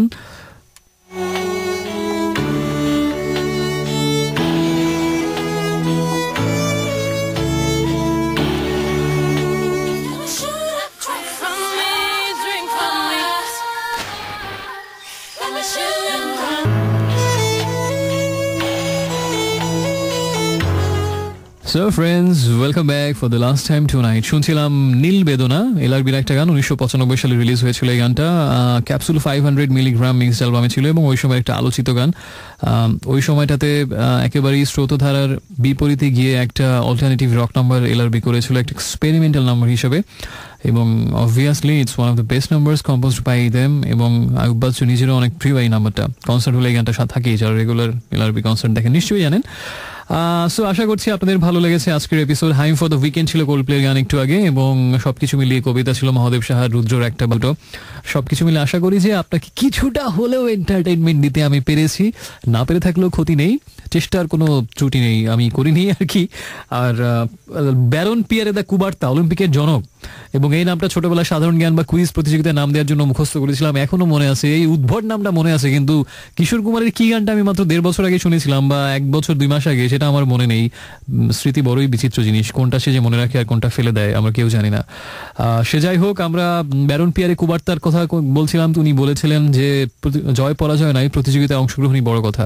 তো আপনাকে এন্টারটেইনমেন্ট দিতে পেরেছি কিনা বড় কথা না, চেষ্টাটাই বড় কথা, অংশগ্রহণটাই বড় কথা।